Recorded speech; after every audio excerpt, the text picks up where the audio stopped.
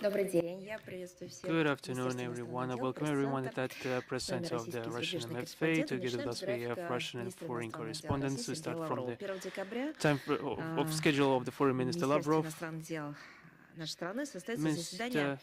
Foreign Affairs will hold a session of Government Commission on the affairs of compatriots abroad under the chairmanship of the head of the Russian Foreign Ministry, Sergei Lavrov, with the participation of the Council of the Russian Federation and the State Duma of the Russian Federation, representatives of federal and regional bodies of the executive authority and heads of popular organizations and foundations. The agenda will include the discussion of the outcomes of the World Thematic Conference of Compatriots Living Abroad, with the participation of the representative talking about the work with the foreign Russian compatriots at the example of the Republic of Crimea. This will happen on December 1st. Now on to the relevant international agenda situation around Ukraine. The Kiev neo-Nazi regime continues to commit war crimes. In the last week, Ukrainian artillery strikes and UAV strikes resulted in the injuries of 53 people. 7 people died, 46 were injured, 5 children were injured. For the world community to know the truth,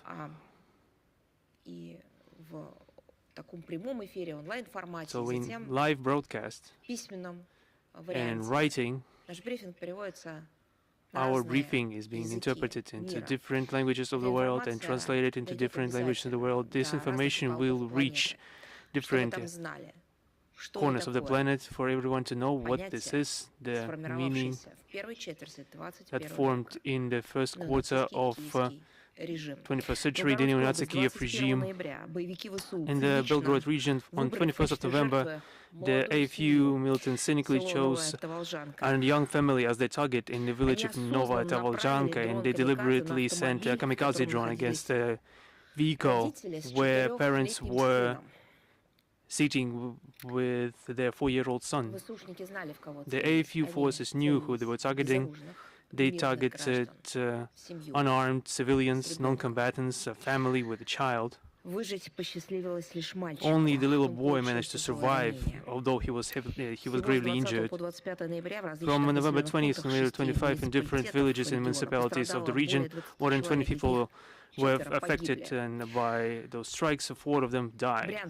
In the Bryansk region, on November 22nd, the kamikaze drone in the village of Zajárova resulted in the injury of a man. And November 23rd, as a result of the artillery strike of the AFU in the village of Belaya Berezka, a civilian was injured. On November 25th, a kamikaze drone injured a man in the village of Kochanovka. In the DPR, in Gorlovka, artillery strike resulted in the injury of 1 person. Detonation of unexploded munitions in the city of Svetlодарsk in the village of Krasnaya Polana led to the injuries of 2 people, including a teenager born in 2011. In the Krasnodar region, the mass drone attack in November 25 resulted in the injuries among 6 civilians and damage to 20 houses in 5 municipalities. The enemy targeted civilian districts of Novorossiysk and Tuapse and the environs of Gelendzhik. In Kursk region, on the 23rd of November, the village Birikovka, a 68-year-old civilian received heavy injuries through lifting explosive munition that he found in his backyard. On November 25th, the enemy strikes against the city of Lvov and in the Lvov district resulted in the deaths of 3 people. In the Rostov region, on the 25th of November, the AFU attacked Taganrog and the region of Neklinov. 3 people were killed. At least 8 were injured. Kindergarten and college building and social facilities were damaged. In the Republic of Chuvashia on November 26, 2 people were injured in the attack of the UAV, including a teenager. In the Kherson region, since 20th to 25th November, the drone strikes and artillery strikes against civilian districts and different villages and social facilities and roadways resulted in the injuries and casualties among 16 people. Russian courts continue to sentence Ukrainian neo-Nazis and mercenaries to prison terms. Those mercenaries receive money from abroad, from the country sponsors, from NATO and the EU. This is the true accountability for Kiev, civilians, children, entire families that are subjected to extermination. We are witnessing it, and everything will have its price. Russian courts continue to sentence the criminals to prison terms. For captive militants of AFU, Sergei Pronin, Alexander Brodovoy, Maxim Onishenko, Sergei Voitovich, Stanislav Kostenko, Evgeny Martinenko was sentenced to lengthy prison terms for war crimes. Yuri Pogorelli, Georgy Karakulin received 15 years in prison. International mercenary from Sweden, Eric Hall, received 13.5 years in prison. At the same backdrop, we saw an emergency meeting of the Coalition of the Willing. On the 25th of November, the chairmanship of Britain, Germany and France hosted an emergency meeting of those people that have not had enough blood and want to continue. And State Secretary of the US, Marco Rubio, joined the work of this forum. At the center of attention were the so-called security safeguards for Ukraine and its long-term financing, including at the expense of the use of full use of frozen Russian assets.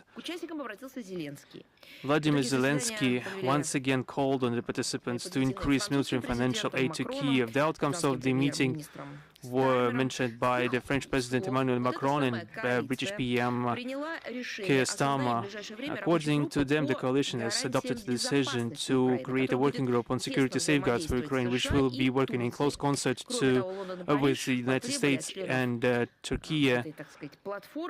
And London and Paris demanded the members of the platform to give strict obligations regarding the possible deployment of the military contingent in Ukraine. As Ursula von der Leyen, the chair of the European Commission, said, the coalition was focusing its attention on the Ukrainian settlement. In her twisted perception, as I would say, the path towards peace in Ukraine should go through the increasing the pressure exerted on Moscow and the introduction of one more 20th package of anti-Russian sanctions. As was said, if they didn't manage to do it for 19 times, perhaps it's no use doing it for the 20th time. It's perhaps time to reflect upon itself in your methodology that is not clearly leading to the desired result.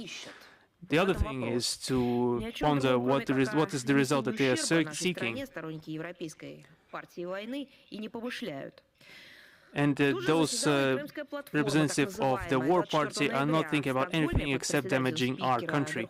Regarding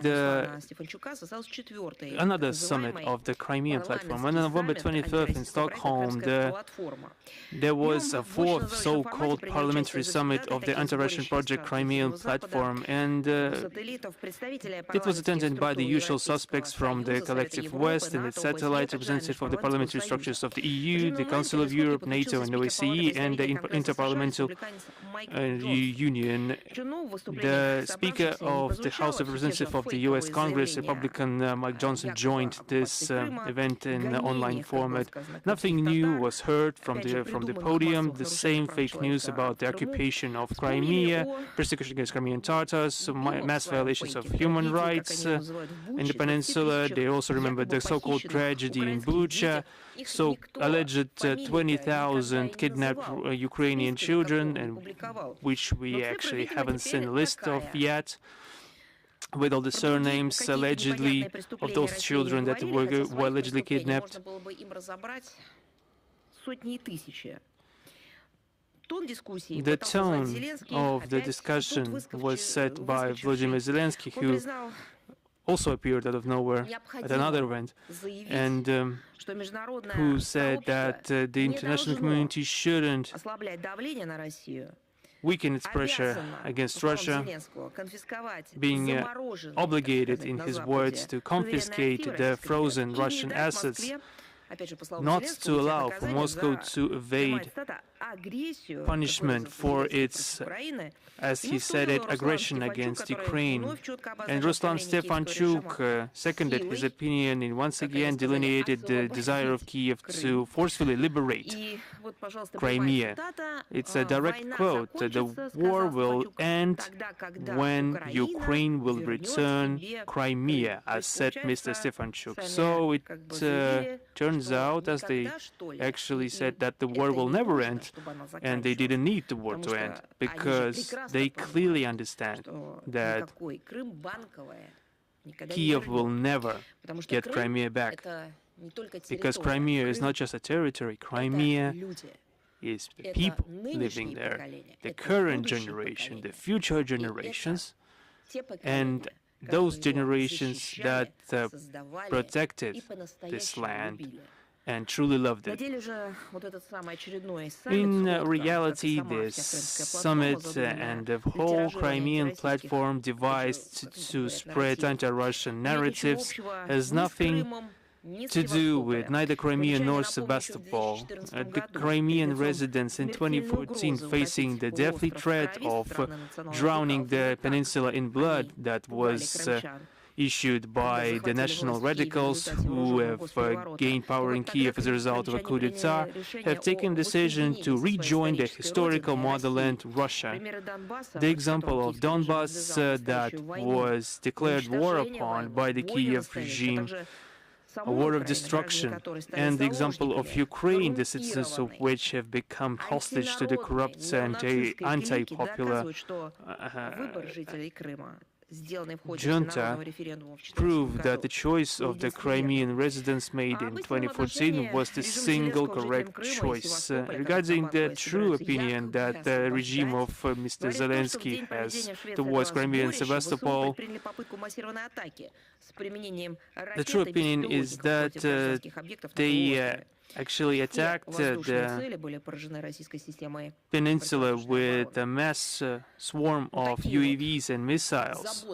That's the level of care Zelensky has for the people that they want to liberate. Do they want to liberate them from murder? Or what? This is an interesting story. According to information we are receiving, the representative of the States have started a campaign in the Philippines to recruit locals for the participation in the conflict at the AFU site.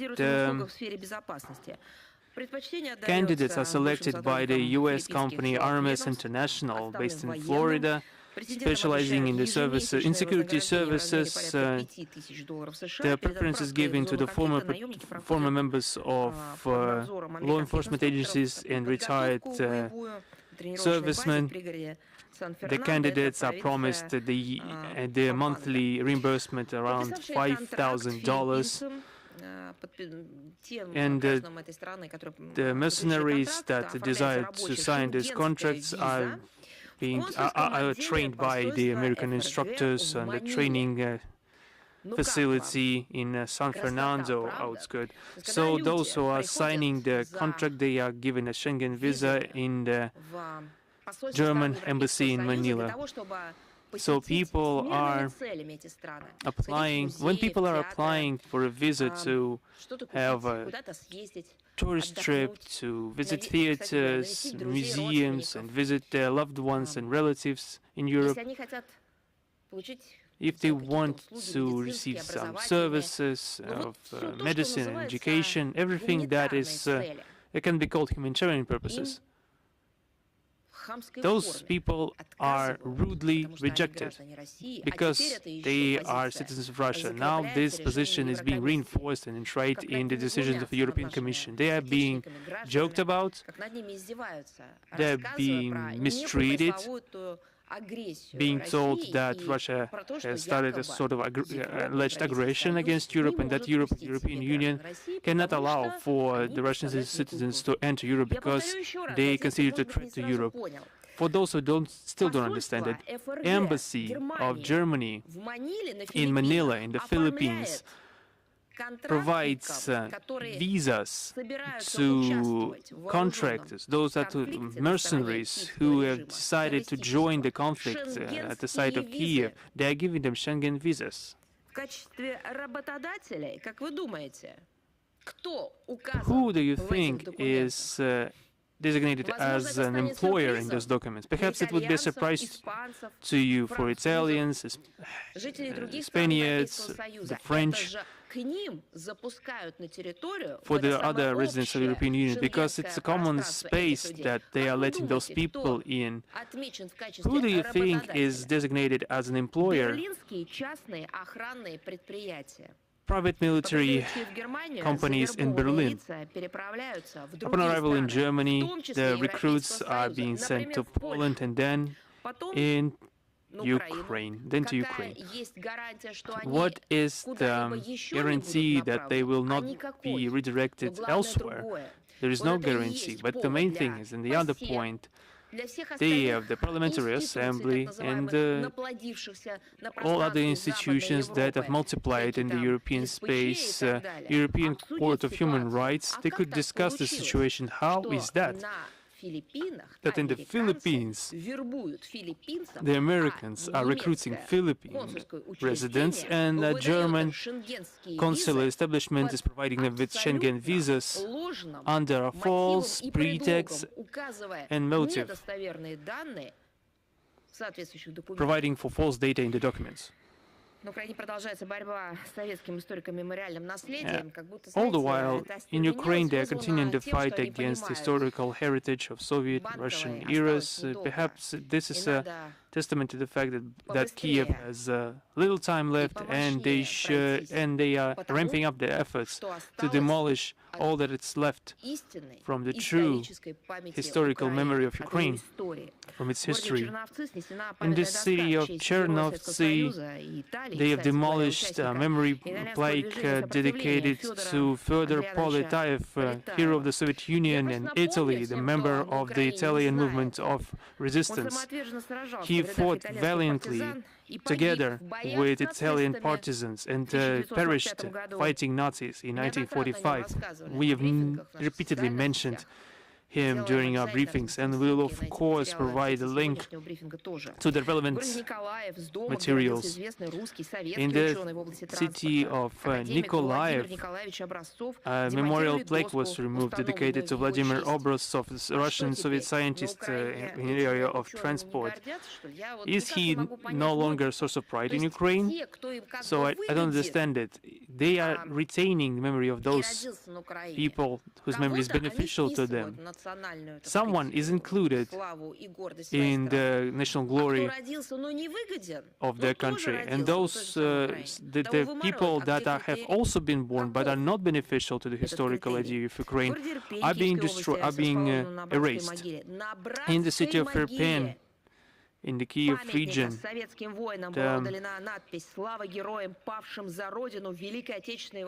the memorial of Soviet warriors was also vandalized. They removed the flag stating "Glory to the heroes who have died for their homeland in the Great Patriotic War 1941-1945. Just think what are the motives of those people that stand behind this. If they were just crazy,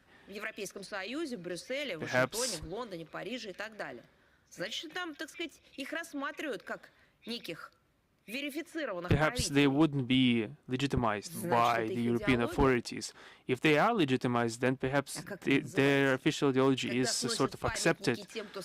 What do we call it when the memorials, when they demolish the memorials to those who have died fighting Nazism and this fascist ideology? What do we call them? What do we call those who want and desire complete destruction physical and moral destruction of everything linked with the anti-fascist movement. Of course, we can only call them neo-fascists, neo-Nazis. In the village of Maluchki in the Rovno region, the authorities have demolished the memorial plaques at the monument dedicated to the soldiers who have died fighting Nazis. In the village of Krykovshchina in the Kiev region, they have demolished a bas-relief of the Order of the Great Patriotic War from the memorial of warrior liberators. In the village of Putsile in the region of Chernovtsi, they have taken off the head of the statue of a soldier in the memorial complex of the fallen Soviet warriors. This is just vandalism against the memorials. On the 19th of November, the City Council of Odessa has adopted a new edition of the rule of territorial community of the city and exempted all mentions of the Russian Empire and the USSR from the text of the document. They've exempted all the mentions of the Russian Empire, the USSR, and the founding empress of the city, the Empress Ekaterina II, and other figures linked with that. And there has been not a hint on the Russian language as part of a heritage, of the heritage of the South Palmyra. And when they write school books, how will they be presenting that? Who founded Odessa? Maybe Odessa just exists by itself. The city was brought to the shore by the wave, fell from the sky. How will they describe that? The great city with outstanding monuments, architecture monument, with very beautiful streets and lanes, museums, monuments, and shopping centers. It was not connected to the Soviet Union. What will the date of foundation be? Maybe some neo-Banderite historians will work and maybe dig something from Neolithic time. Mykola was here and founded Odessa with such an inscription. So you remember the hymn of the city used to be the song about Odessa from White Acacia operetta sung by Tatiana Shminga, music written by Isaac Dunayevsky, lyrics by Vladimir Mesa and Mikhail Chervinsky. So it was since 2011 the hymn of the city. Now they have chosen the legendary song Near the Black Sea, written in 1951 and translated into the Ukrainian language, written by poet Semyon Kirsanov and composer Modest Tabachnikov for the renowned singer Leonid Utosov.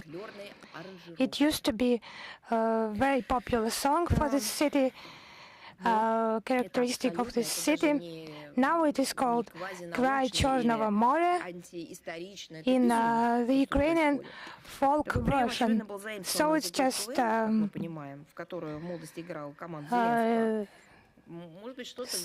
similar to KVN game where the team of Zelensky played when he was young. Maybe they took something from his 95th quarter. When the melodies of old songs, they composed new texts based on those melodies. It's done at KVN and the other TV shows for people to laugh, not to take that seriously. But here it's mocking. Here that's just against the memory of the people who have created its glory. It's just mocking those who for centuries have enshrined the beauty of Odessa, enshrined it for centuries. And it's unlikely that the Ukrainian government will earn the respect of Odessa residents by such methods. This will just facilitate, speed up the end of the Kiev regime. The lists of decolonization and decommunization of the followers of Bandera and Shukhevich, they are quite large, and the work is carried out there. It's just not writing those lists, but to destroy monuments, to destroy them one by one. It's also used as a cover for stealing money. This function is perfectly known in Ukraine. The less the population, the lower its cultural level, the better it is for Kiev authorities, for these usurpators. But eventually, the monuments will be restored, and the Ukrainian people will demand from those usurpators the desecration of the memory of their ancestors' heroes, and mocking the outstanding sons of the past. From the 17th to the 19th of November in Washington, there was a visit by the group of priests of Ukrainian Orthodox churches. They discussed egregious violations of the rights of believers in Ukraine. The initiative was presented by the National Federation of Young Republicans of the United States. They mentioned the 2024 law about cancellation of the Ukrainian Orthodox Church, and a separate point is developing the guarantees of Kiev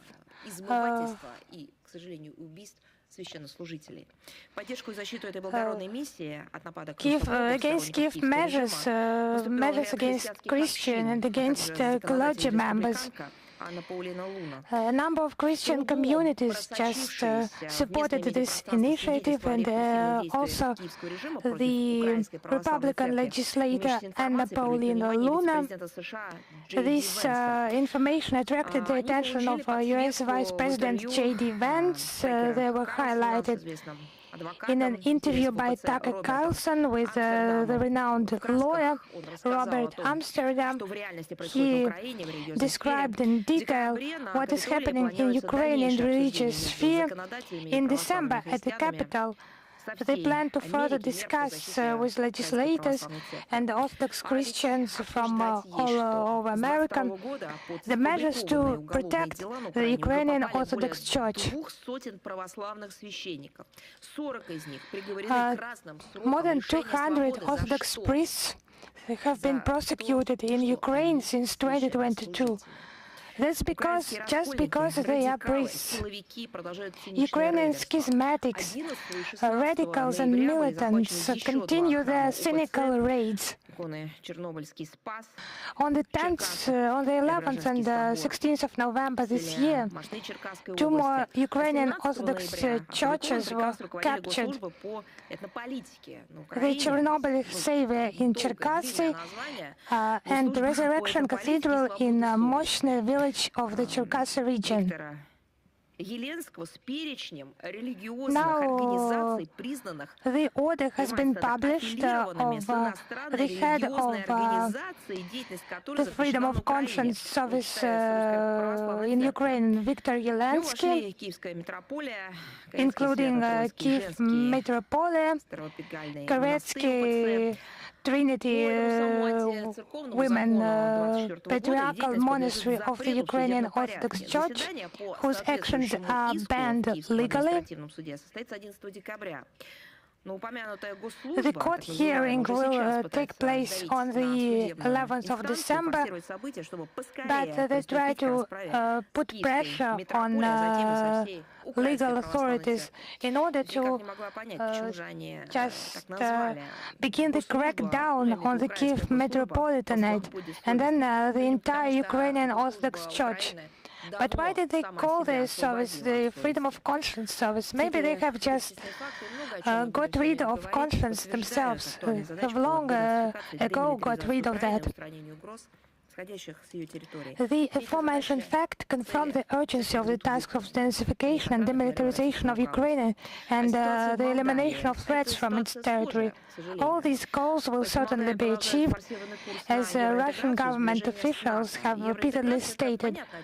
Now, regarding the situation in Moldova, this Euro integration and NATO rapprochement policy, intimidation of the people, intimidation by the mythical Russian threat.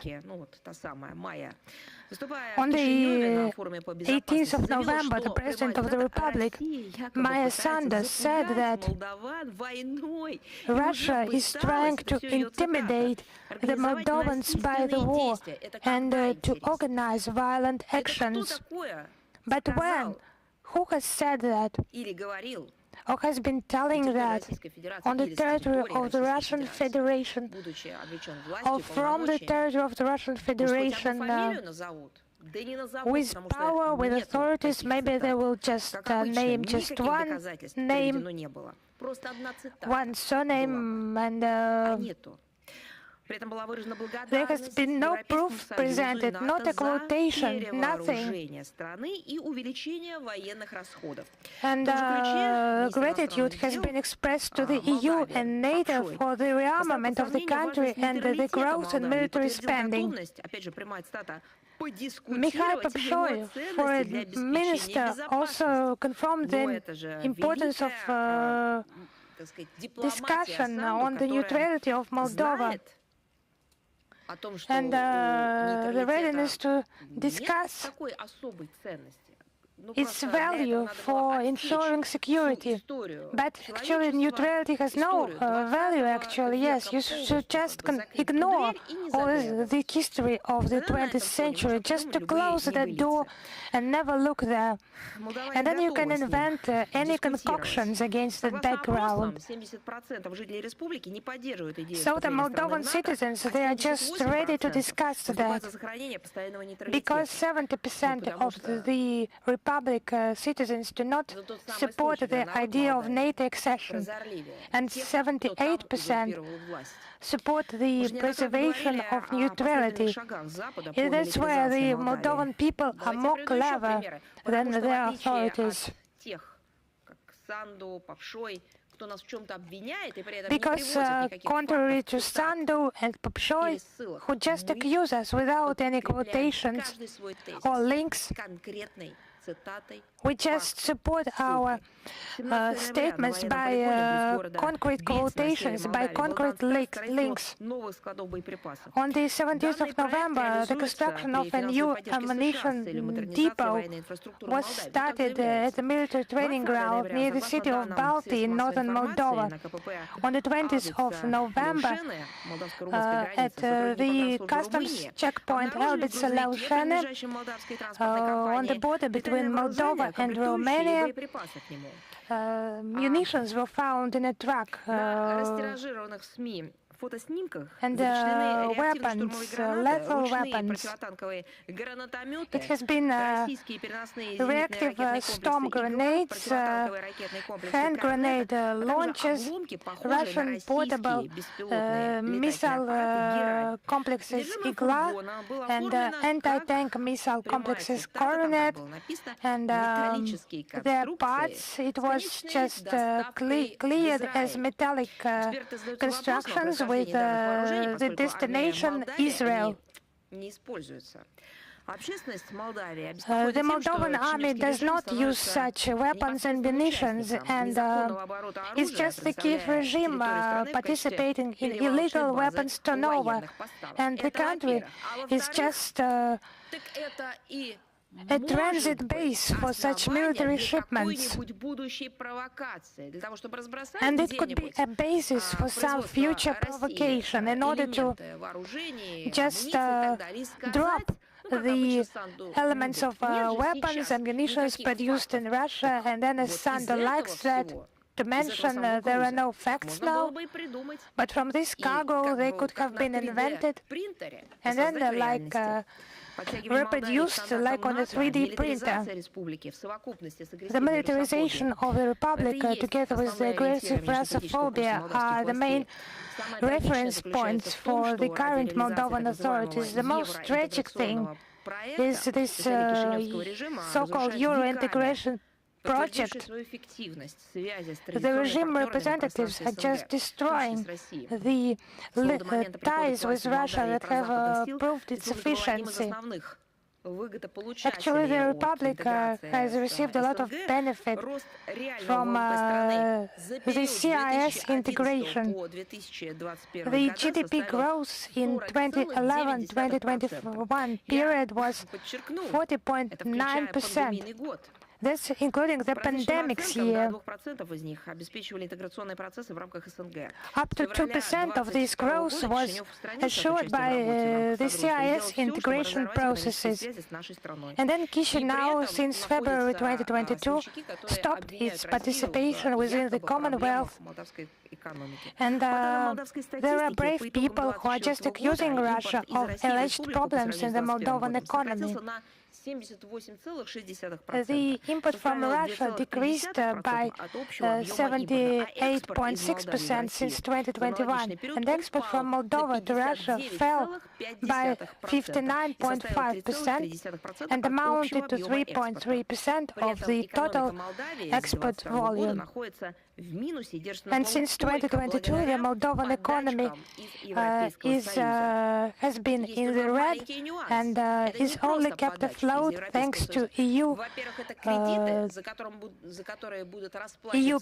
It's not just payments, it will be credits, loans to be paid by future generations of the Moldovans. I beg your pardon. Those whom Sander has said to call the Romanians, it's not for the benefit of the economy in order to improve, but it's alleged aid that is killing the economy, the industry of Moldova, because it's aggravating the situation. And all those coincidences, I mean, the Moldovan economy within the CIS space, it has flourished, but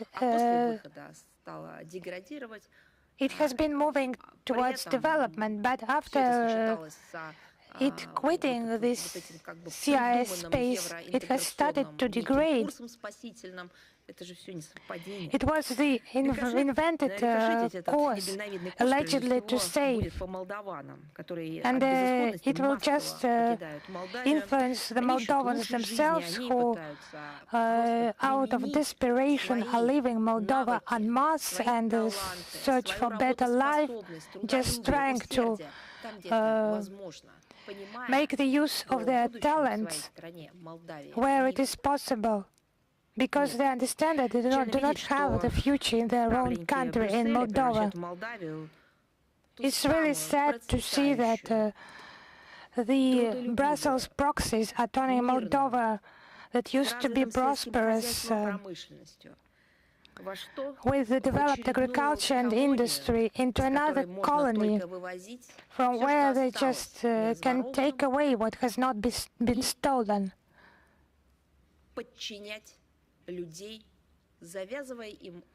And to twist people's arms by those loans, by those credits. And now let us see what is happening with the European Union. You just remember that it has been created as an economic bloc. It used to be called the European economic union. They sought to improve the well-being of their citizens, to minimize the losses, but now it's being turned into an appendage of NATO, pursuing a confrontational foreign policy. Under the pretext of a made-up, as once again, of a fictitious Russian threat, the EU authorities recently have been sending unprecedented funds to military purposes. According to European Defence Agency, in 2024, the overall defense expenses of the EU countries have grown by 19% compared to 2023 and have amounted to 343 billion euros. In 2025, they will reach 381 billion euros. However, European economy experiences a protracted stagnation, which doesn't allow for the governments of the EU countries to increase the revenues of national budgets. The share of EU in the world GDP and the buying capacity parity, according to IMF, has decreased from 70% in 2011 to 14% in 2025. This is what happens to those who resort to sanctions, thinking of themselves as world elite. In 2024, the EU GDP has increased only by 1%. In 2025 and 2026, according to the forecast of the European Commission, the picture will not diverge significantly. The economic growth expected at the level of 1.4% in the European zone and 1.4% and industrial manufacturing and production in the EU in 2024 has contracted by 2.4%. They also still challenge a scenario of state finances. The aggregated deficit of state budgets of the EU countries in relation to GDP will grow to 3.3% in 2025, and the maximum allowable level legally established at the EU is 3%. The estimates of state debt in relation to GDP will increase from 82.2% up to a record high of 83.2%, despite the fact that according to EU rules it shouldn't exceed 60%. But they have not criticized this situation. This is not the same as fighting human rights violations in their own space. That's the thing that they don't like and don't appreciate. The thing that they do like is to meddle in others' affairs and to provide another grant to another media piece that will investigate the properties of an economic decline in other countries. It's telling that the largest economies of the EU, Italy, France and Belgium, Spain, have been among the countries with the highest ratio of state debt to GDP, all above 100%. According to EU statistics, 27.5 million of residents of the bloc in 2024 have faced serious material complications. In around 47 million Europeans couldn't afford heating in a significant measure in their houses. The key energy deficient areas of EU industry, the chemical industry, the steel-making industry, car manufacturing experience great difficulties. The EU countries have to overpay 2 or 3-fold for energy and 4 or 5-fold for gas. It is very difficult for them to stay afloat. In this situation, the growth of military expenses is only possible through the decrease in other budget in other budget categories, primarily social ones. Every euro invested in the manufacturing of munitions, missiles, and drones is a euro that has been extracted from education system, from health, from pensions and migration reform. It begs a question: what is the state of those countries? Are they either they are at war, in a hybrid war, or B, they are going into a war, or C, if they are preparing for peace, if they are supporting peace, standing for peace. They have to make this clear. At the same time, the EU and its member countries are actively resorting to state loans to finance these rearmament programs. The current military expenditure is being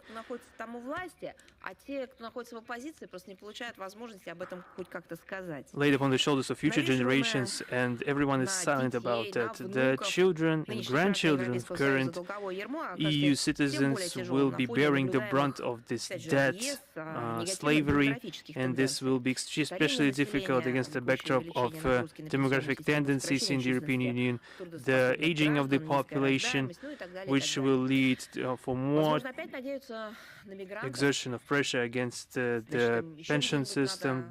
Also, they are experiencing the decrease in the working population and low birth rates. But they don't care about that. Through increasing their military expenses, the EU, as they claim, are expecting to revitalize the economy. I will once again remind everyone that officially they are not in a state of war, in a state of any battle or holding any operation. No. Officially, they are at peace and in complete tranquility, and they're calling for everyone to do the same. However, to receive long-term effect and to explain the rationality of this militarization, they are forced to maintain this conflict potential both in the European region and the entire world. It's clear that the cultivation of the mythical Russian threat is of great benefit to the current EU leadership. It distracts the population, the European electorate, from the deep internal social economic problems that they are not keen on resolving, or at least they don't know how to. The main profiteers, main beneficiaries of this militarization are the leading military and industrial establishments of the EU and the US that are clearly linked with the political establishment in these countries. They are gaining huge profits on huge state contracts, ensuring record profits, and all the while all other sectors of the economy are severely lacking in investments. Under the pretext of security concerns, the financing of defense in the EU is non-transparent, which is fraught with high corruption risks. We remember the same story with the anti-COVID vaccines in Europe. That's the thing that is going on with the militarization of the EU. They're sending the very same SMS by Madam Ursula, Madam Kaya, and other members of ruling circles and some members of the political elites that are entrenched themselves, that have entrenched themselves in the power. That is the same way that they are making decisions. They are completely non-transparent for the entire populace.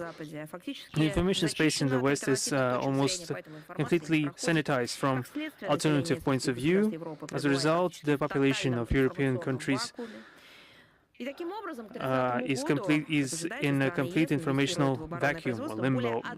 By 2030, they're expecting to invest more than 1 trillion euros into the defense production, defense manufacturing, volumes comparable to the military programs of the Nazi Germany on the eve of the Second World War. This ramping up of arms race and military psychosis and confrontation logic is undermining the security of the EU countries and increases the dangers of involving them into a full-fledged armed conflict, which will lead to a collapse of Europe. Our experts have prepared a detailed report on the anti-Russian activity of more than 20 countries of the European Union. It will be published in the extended version of the briefing. Please take attention to that.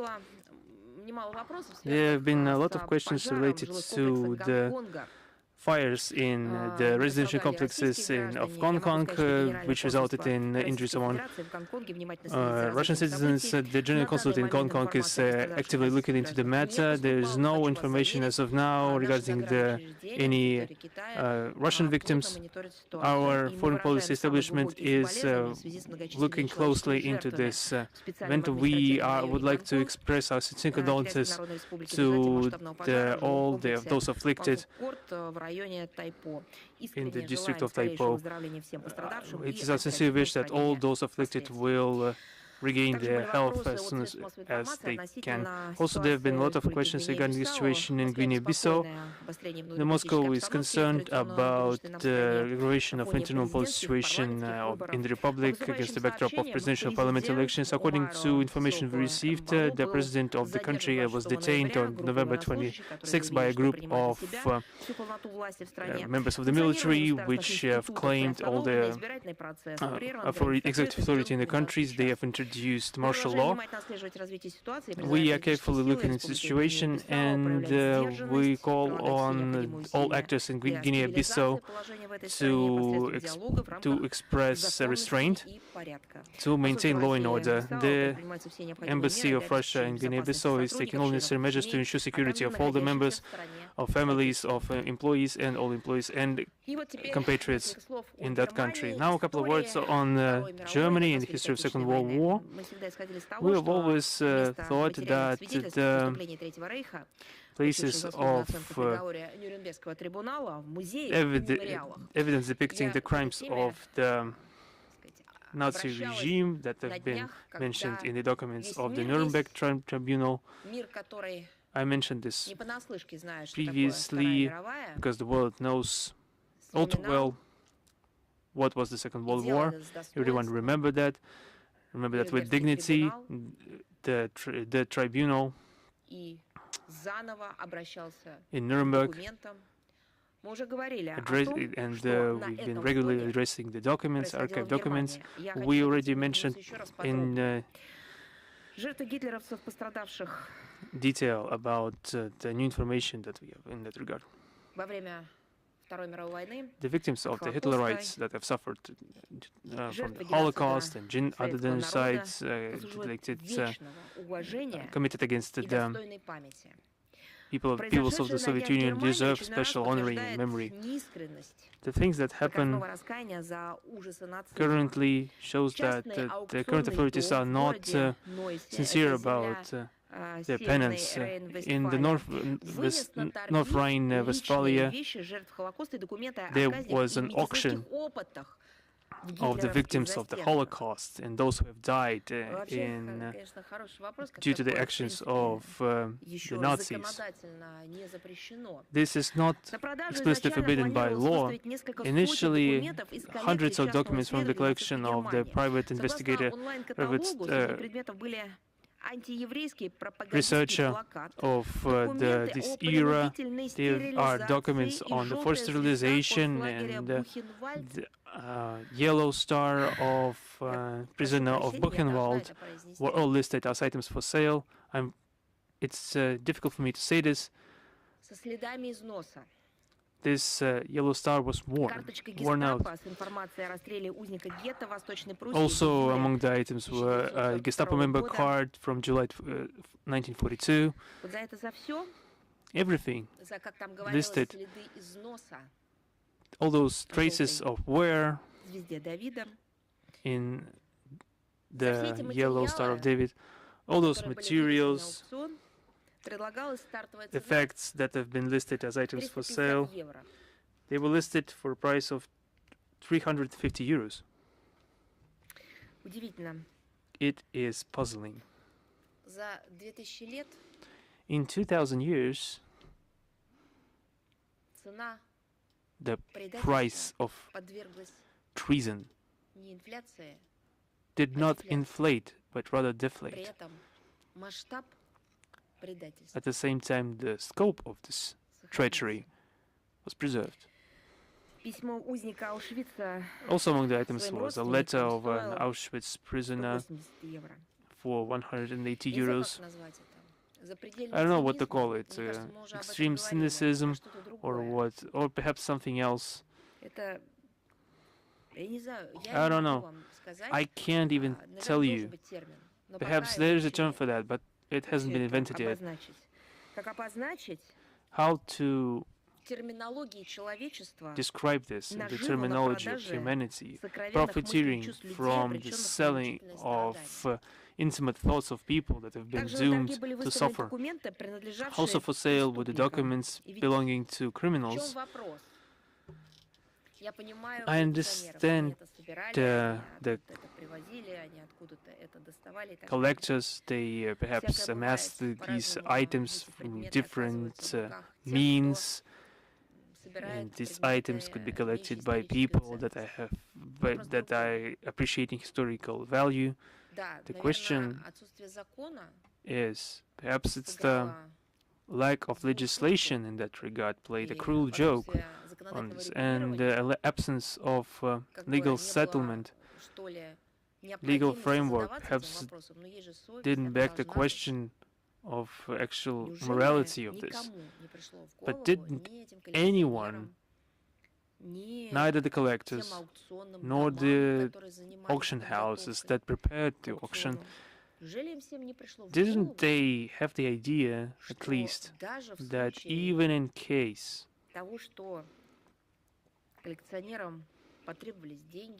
the collectors needed money, perhaps for investment, perhaps for something else, couldn't they just address the museums, the memorials and foundation of protection of memory of victims of the Second World War, victims of the Holocaust,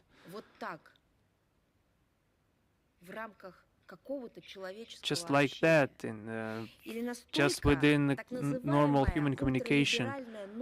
Or there is some ultra-liberal new ethics completely clouded their brains, leaving nothing of human behind?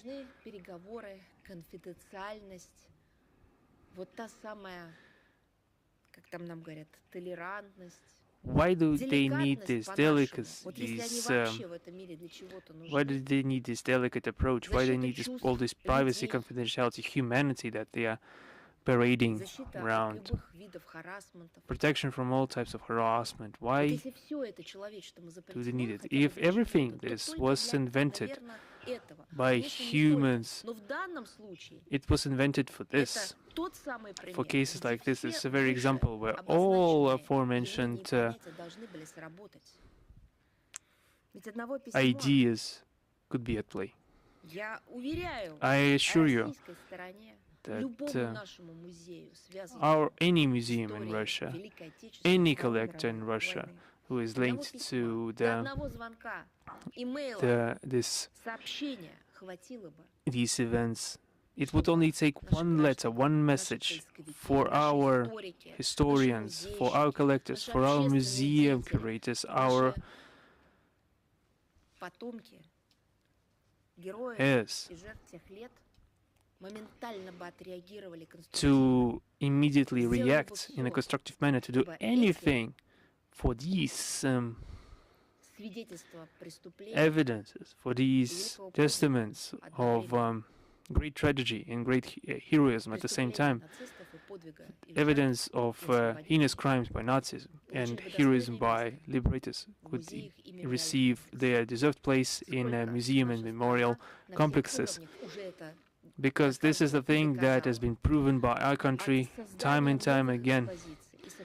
From the creation of new exhibitions and the revitalization of old ones, to the daily labor of searchers and categorizers who are doing these things on their own in the archives, in the field, in libraries. We've proven time and time again that we honor the historical memory and respect it. No, they just decided to auction it. First, they robbed these items, destroyed everything, and 80 years later, once again, they wanted to profit of the evidence of their own crimes and to profit from human tragedy once again. It was made just a just a good for sale. And just pragmatically thinking, what if someone who wanted to destroy this evidence bought it? What if those items were purchased by someone who wanted to relish in the suffering of the victims of those tragic events? When this information was made public, the official Berlin was quick to display indignation to avoid this damage to its international image, but they were too late. They are represented by people who are proud of the Nazi heritage, including those personalities like Annalena Baerbock. And we say this because we judge them by their deeds. So that's one more example. And it's not an accident. It's just a regular situation. The same German authorities, German political elites, for many years they have turned a blind eye to an obvious problem. It's not a problem, it's their tragedy. It's not our problem, it's their problem and their tragedy. Non-payment of compensations to the victims of the siege of Leningrad, because they have decided to make those payments only based on national grounds by dividing the victims. It's just not humane to divide the victims to those who can receive compensations and those who cannot do that. Unfortunately, the ideology of the Third Reich has not gone into the past. It's the same thing. It has been confirmed by their previous decisions. For example, the decision not to admit the genocide of the Soviet people. Our grandfathers and fathers liberated Auschwitz. They just won over Nazism in Europe, and it's unacceptable for us. And we call upon everyone who remains loyal to the judgments of the Nuremberg Tribunal to remember about the bloody crimes of Hitler and his satellites, and not to allow the harassment of the memory of the victims. And we just, contrary to this heinous manifestation of the worst atrocities by the German, and nowadays it's the ideology, the glorification of the memory of the true heroes. And we are doing that together with German people, together with those who have conscience.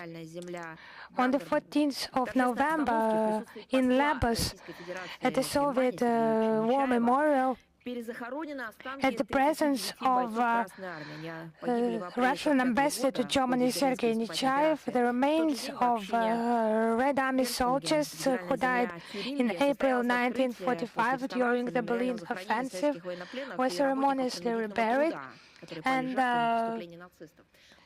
also the forced laborers forced by Nazis, victims of their crimes, they were reburied. Those remains were found during the search works in Germany. They were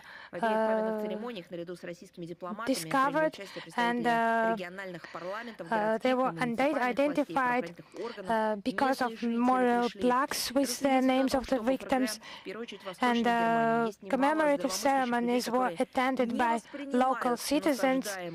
It's a testimony of German citizens not to consider the Russophobia planted by Baerbock and similar politicians who do not treat it seriously, and who are grateful for the liberation from brown plague by Soviet soldiers. And we are aware that the The true future of Germany is theirs, the true future of Germany, not those who oriented towards the worst things in the past of this country, but fighting neo-Nazism, fighting fascism. One more important date, 20-year anniversary of the Treaty on Alliance Relations with the Republic of Uzbekistan. One of the basic documents between Russia and Uzbekistan was signed on the 14th of November 2005. It has elevated the interaction between Russia and Uzbekistan to a qualitatively new, allied level. The invaluable personal input is made by the heads of the two states. Our relations are based on a solid framework, legal treaty framework.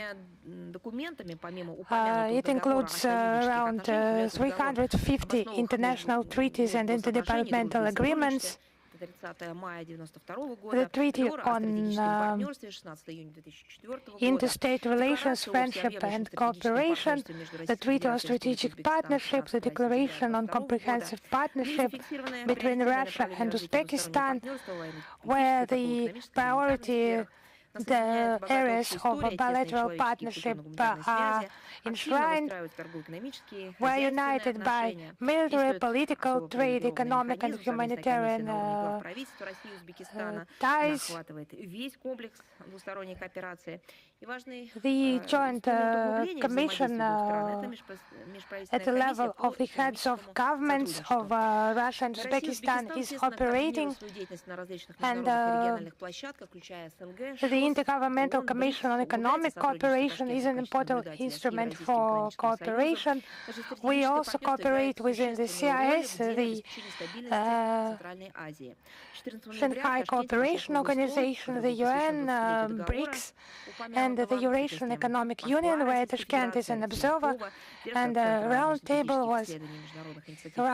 discussion was held in Tashkent on the 14th of November this year, with the participation of Russian Ambassador Alexei Yerkov, the director of the Center of Foreign Political Investigations, Foreign Political Research and International Initiatives of Uzbekistan Foreign Ministry Zajárova Live,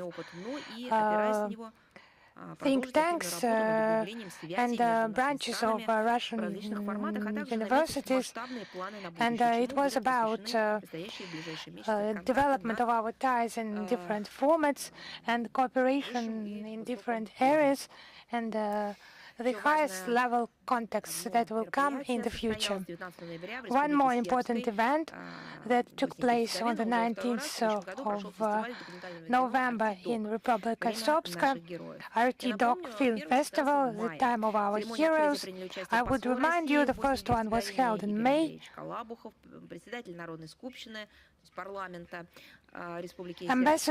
Russian Ambassador Igor Kalabukhov, Speaker of National Assembly of the Republic of Srpska, Nenad Stevanovic, participated, as well as representatives of municipal authorities, science, culture figures, young people. There were video addresses by Minister of Culture Olga Lyubimova, Head of RT Cooperation Margarita Simonyan, Head of Sotrudничества Evgeny Primakov, and representatives of the Russian Foreign Ministry also addressed the participants. The films demonstrated war Russians and Serbs, Blood and Faith by Olga Kiri. The film reflecting our joint aspects of our friendship, Russian and Serbian friendship, as well as the film Fortress of Faith, about human courage and about mutual help by people in military times. There was an enthusiastic response by the public. They are now united by compassion, indifference towards the Donbass protectors.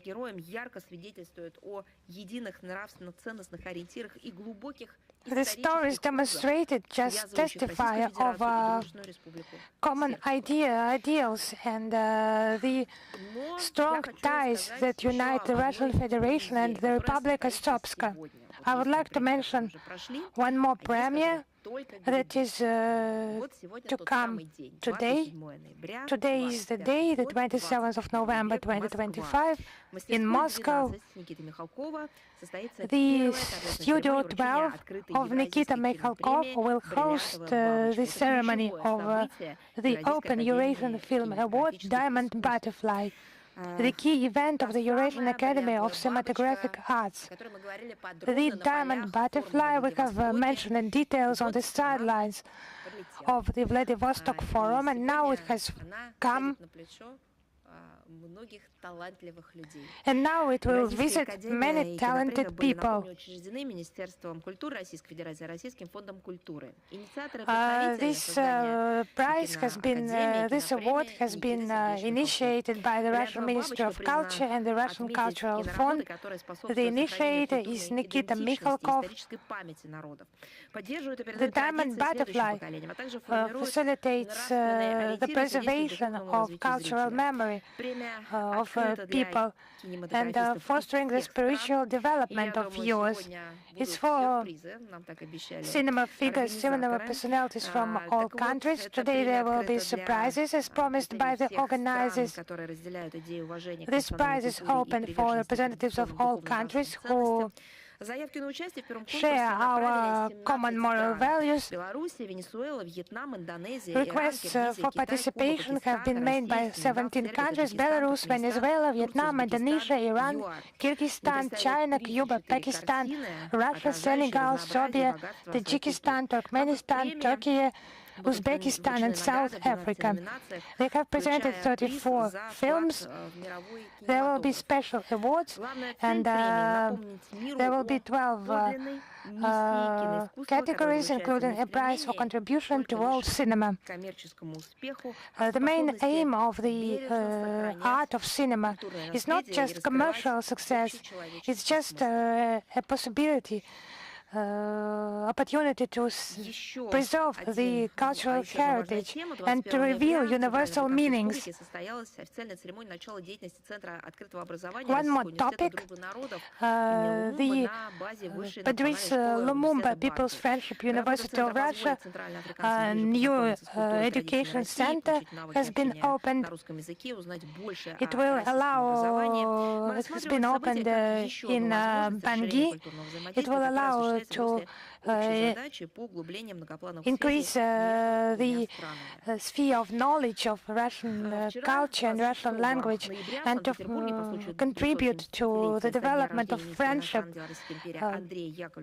and cooperation between the two countries, Russia and the Central African Republic. Now I would mention that the Russian Military Historical Society has conducted an event on preserving the historic memory in the Lutheran Cemetery in St. Petersburg. The tomb of the renowned Russian diplomat Andrei Badberg has been restored. It was done within the framework of the organization, remember everyone by name. And then there was the ceremony of the exhibition of General Diplomat Minister, exhibition dedicated to Andrei Badberg, who participated in the Russo-Turkish War in 1768-1764, was awarded in the Battle of Kagul in 1770, awarded the Order of St. George of the Fourth Class in 1770, and as an envoy of Russia in Sweden, he participated in clarifying the borders between the two states and facilitated the Gatchina-Allied Treaty on military aid. His diplomatic talent was valued by Empress Catherine the Great in 1806-1808. He was the head of the Ministry of Foreign Affairs of the Russian Empire ceasefire. He contributed to the forming of anti-Napoleonic coalition and was present during the signing of the peace treaty of Tilsit in 1807. During the events in St. Petersburg, the Ministry of Foreign Affairs of Russia was represented by the head of the Department for Liaisons with the constituent entities of the Russian Federation, Igor Kaperin. The work to preserve the historical memory is being carried out further, and soon we will create the relevant section. Now, regarding the Mauritania Independence Day, our relations are of friendly and constructive nature. They are steadily developing. Our countries share a commitment to fundamental principles and norms of international law, political and diplomatic methods for resolving conflicts, with the UN playing a central role. The multi-level political dialogue is preserved. In October 2024, the President of Mauritania visited Moscow, visited Russia, and in Kazan he had a meeting with Vladimir Putin. And in February 2023, the Islamic Republic of Mauritania was visited by Minister Lavrov. Efforts are taken in order to strengthen our cooperation. Its first, most important area is fishing. Humanitarian cultural ties are also developed, and the quota for grants by Mauritanian citizens has been increased by the Russian government to 50 places. In Sochi, in November 2024, a memorandum, interministerial memorandum, has been signed in culture. I would like to congratulate our Mauritanian friends on their independence and wish them peace, well-being, and prosperity. Now the anniversary of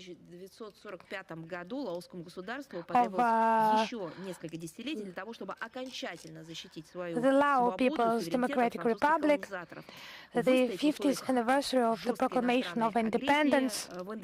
They have gained independence from French colonial rule. It was just brutal aggression in Indochina. The patriotic forces have won in 1975 and proclaimed the Lao People's Democratic Republic. The diplomatic relations between Russia and Laos were established on the 7th of October 1960. The Soviet Union provided unwavering support to the Lao National Liberation Movement, and our country contributed to the development of the young state, strengthening its economic capacity, and major industrial sites have been constructed in Laos with the help of Soviet specialists, and educational institutions also are developing, and the cooperation between Russia and Laos is multidimensional. On the 9th of March 1994, the Treaty on the Foundation of Friendly Relations was signed, and on the 13th of October 2011, the Declaration on Strategic Partnership in the Asia-Pacific region. And there was a meeting between President Putin and the General Secretary of the Central Committee of the Lao People's Revolutionary Party during his official visit in July, his official visit to our country, and a meeting with the Lao Prime Minister during his attendance of the 10th Eastern Economic Forum in Vladivostok in September. So those meetings were held in meetings on foreign issues between the ministries of foreign affairs of Russia and Laos were held 2 times in June and July. Now our specialists are assisting in demining Laos from unexploded mines. We have detailed on that during the briefing on the 20th of November. We'll post a link in the text of today's briefing. And on the 2nd of December in Vientiane, a number of events are to be held. And the Russian delegation will be headed by Deputy Chair of the Federation Council, Nikolai Zhuravlyov. We wish our Lao friends all the best, and we will continue our commitment to ensuring stability and security in Asia-Pacific region. One more announcement: on the 3rd and the 4th of December, a large-scale forum will be held in Moscow, Counter-Terrorism Conference, National and Regional Counter-Terrorism Strategies amid emerging security challenges and threats. It is held based on the initiative adopted during the presidency of our country in BRICS, and it is aimed at increasing the counter-terrorism security. The forum will unite more than 100 delegates from countries that are participants and partners in BRICS, and the forum will be attended by high-ranking colleagues from the UN Counter-Terrorism, the SCO Regional Anti-Terrorist Structure, the CIS Anti-Terrorism Center, and the CSTO Secretariat. The discussions will be attended by a monitoring group of the UNSC 1267, 1989, 2253 sanctions committees on ISIS and Al-Qaeda, and in 1988 on the Taliban movement. The conference will serve as a unique platform to have a trusted and diplomatized discussion of a broad scope of relevant issues of counter-terrorist agenda, particularly with a special focus to the aspects of forming progressive theoretical and methodological approaches to counter-terrorism, the increase of efficiency of joint work to prevent financial and economic nourishing of terrorist activity. The participants will exchange their estimates and evaluations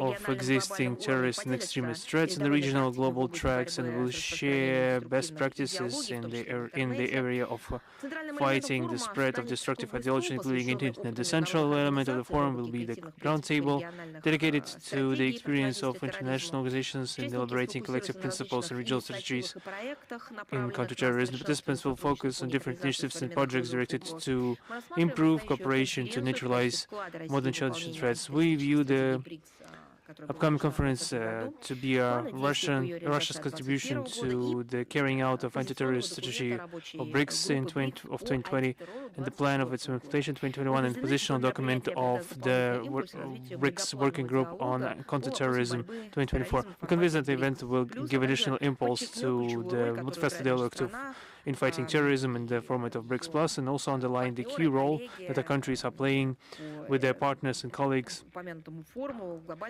in the global efforts to maintain international peace and security. And I am ready to answer your questions. Is International Affairs Journal with us today? Yes, good afternoon, Madam Zajárova. Greetings. Recently, Secretary General of NATO, Mark Rutte, said that the conflict in Ukraine is possible to end it up until the end of 2025. At the same time, Mr. Rutte said that the peace plan doesn't evaluate Russia as a long-term threat to Europe. How would you comment on this statement? You know, I just wanted to ask a qualifying question to them. Are they standing for peace or for war? The fact, the statement that Russia will remain a threat to NATO after the Ukrainian conflict was mentioned and made many times, repeatedly by the NATO leadership. This has been enshrined in doctrine documents of the alliance, where they have written that Russia will remain a long-term security threat in all operational senses, It's comical, it sounds comical, but it is what it is. They've proclaimed this as their goal. Why are they doing this? It's clear. They're doing this so that they will not be able, so that they avoid justifying broad militarization and the increase of military expenses. The fictional Russian threats will be ramped up or blown out of proportion more and more. The Europeans are already reminded of the imminent attack of Russia every time. They are now saying that it's completely imminent. They are saying that Russia will not stop in Ukraine, will attack the country members of NATO. I just wanted to remind everyone how this was developing. Russia for 7 years called on the carrying out of Minsk agreements, and instead of Minsk agreements, we saw the huge increases in strikes against the peaceful population in Donbass, and responding to that, Russia made written propositions and relayed them through OSCE to try to follow the peaceful path, but we were forced to react after not receiving any reaction.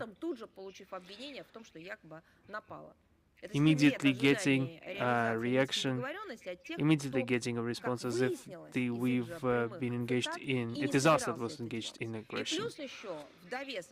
In addition to that, so that they could anchor their opinion in something,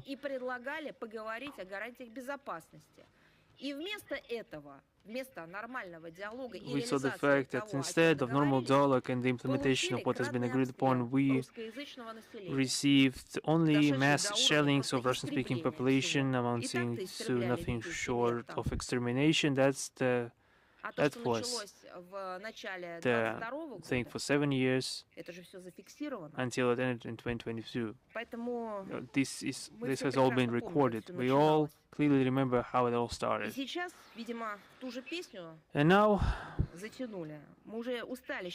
we hear the same song. We are tired of repeating the same thing, that we have no such intentions of attacking Europe. We will not allow ourselves to be bullied. We will not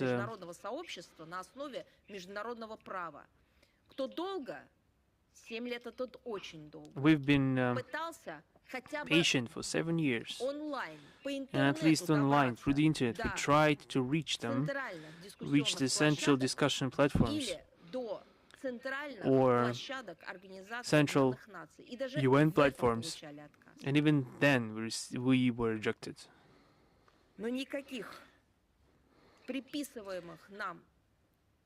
But there were no aggressive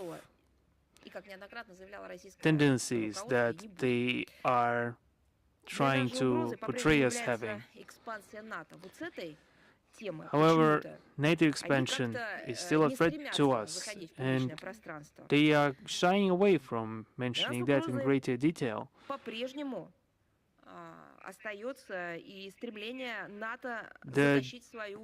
NATO's desire to engulf Ukraine is also a threat to us. The member of this country, an aggressive military alliance, which the entire essence of which is to counter our country, is unacceptable to us. Once again, the essence of NATO is to counter our country, is to counter, not counter the so-called aggression of Russia, but just an overt opposition to our country in all areas, all in the vein of the policy, the declared policy of strategic defeat of Russia. The fact that Mark Rutte is optimistic about the possibility of ending the conflict in Ukraine in the near future doesn't mean anything in rough sense of the word, because we've accustomed to the fact that he has been saying completely diametrically opposite things depending on the situation.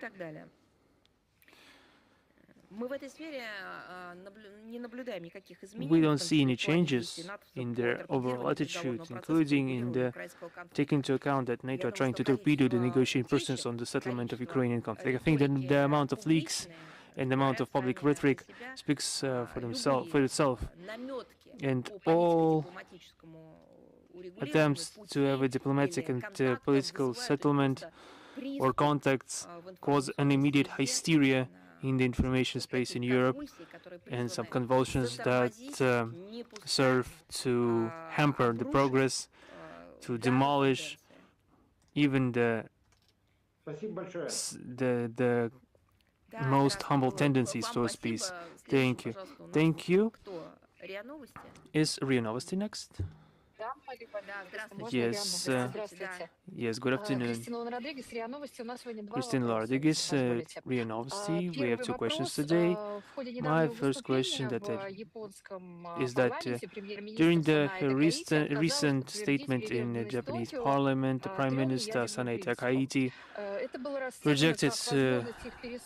refused to confirm Tokyo's commitment to the three non-nuclear principles, which was taken as a possibility of their re-evaluation, also resulted in a strong reaction on the part of the PRC. How would you comment on the situation?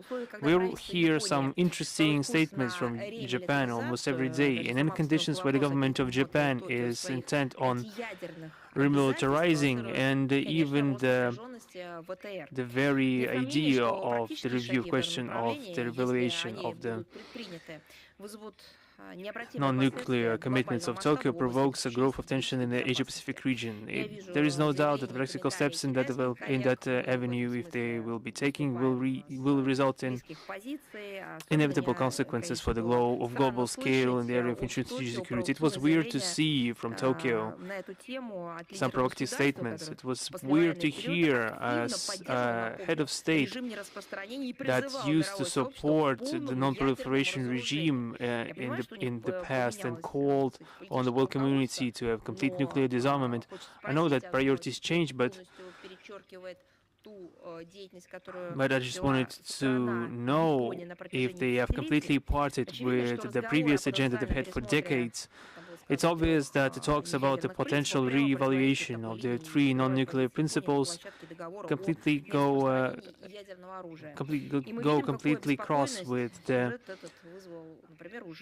this line and undermine the positions of Japan in the platform of the non-proliferation treaty. We see how the residents of Hiroshima and Nagasaki were worried about this rhetoric because they remember that nuclear bombs were falling from sky, but they also remember that people were launching them, that the airplanes were sent from the territory of the United States of America.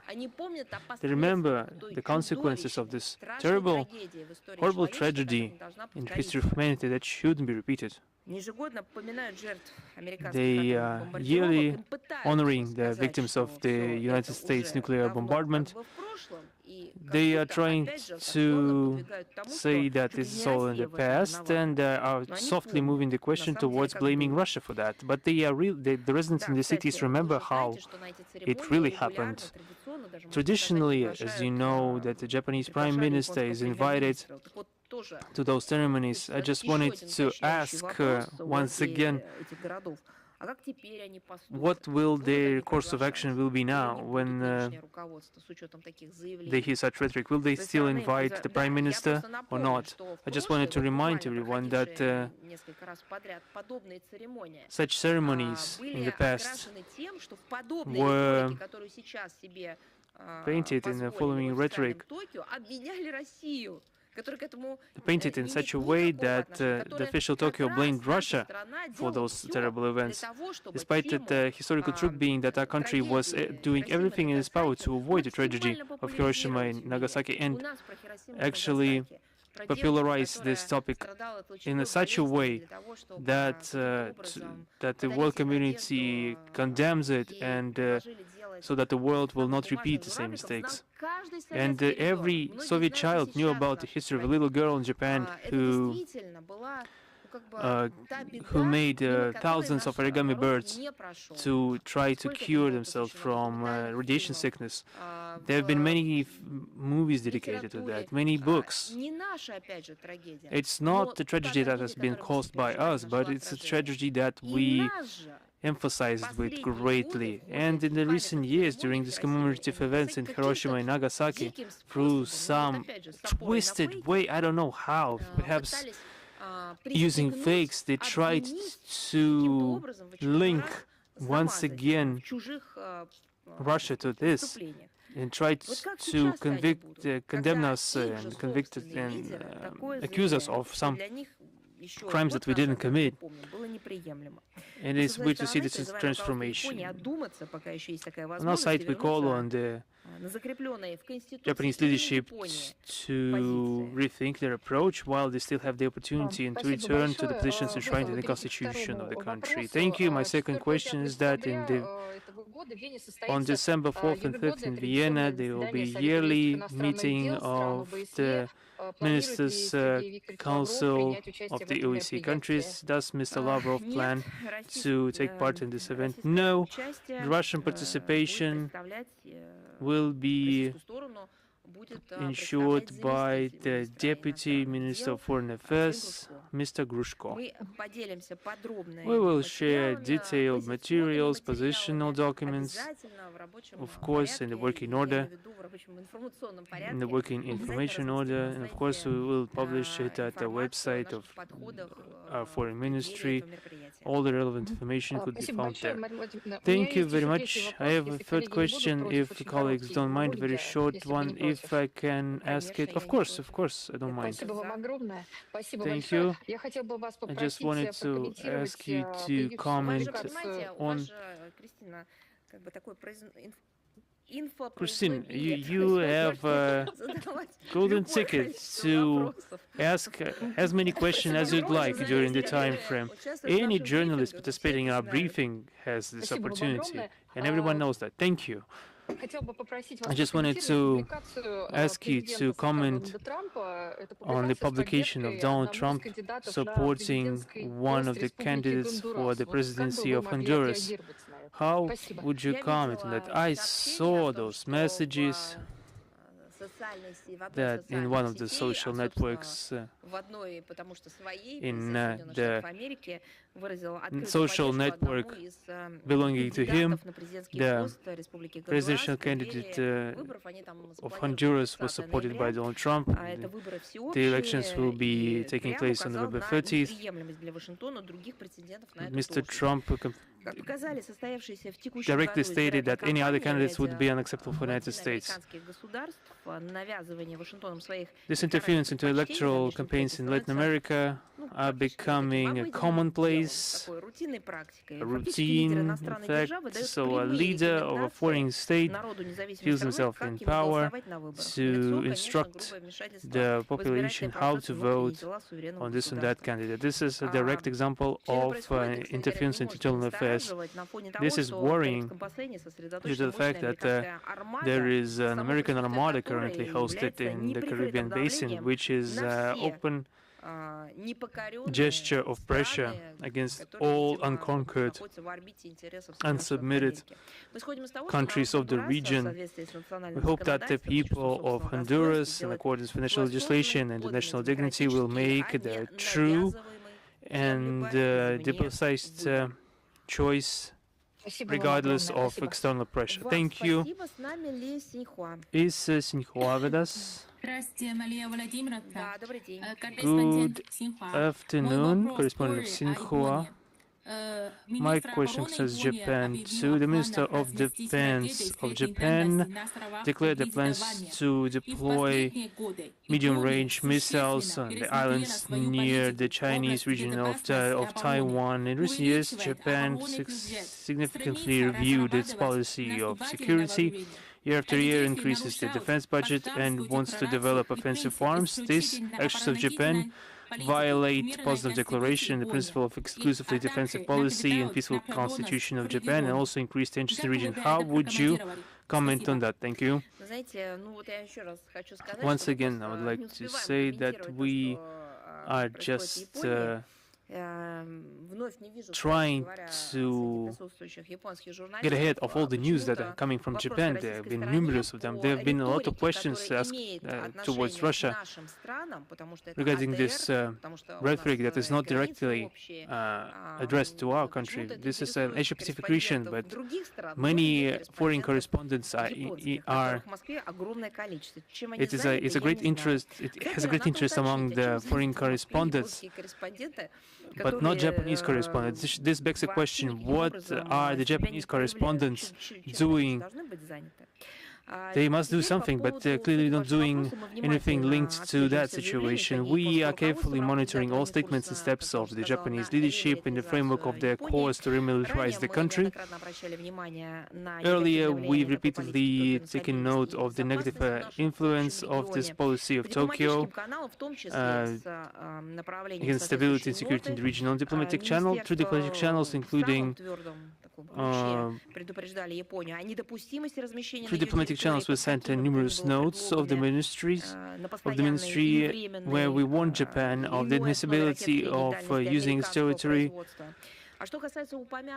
to host and deploy the medium-range missiles of American make.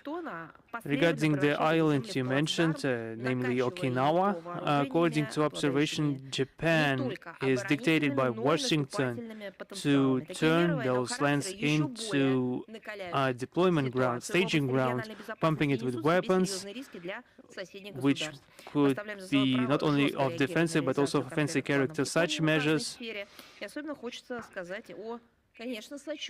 aggravate the situation area of regional security and are fraught with serious risk for neighboring states. I emphasize with the people of this archipelago that are bearing the brunt of these military preparations, their autochthonous culture, that Russian scientists were enjoying studying, and a peaceful outlook of no difference to the Japanese leadership. Perhaps they forgot that why 8 years ago there were clashes in those islands during the war. Tokyo should return to the words,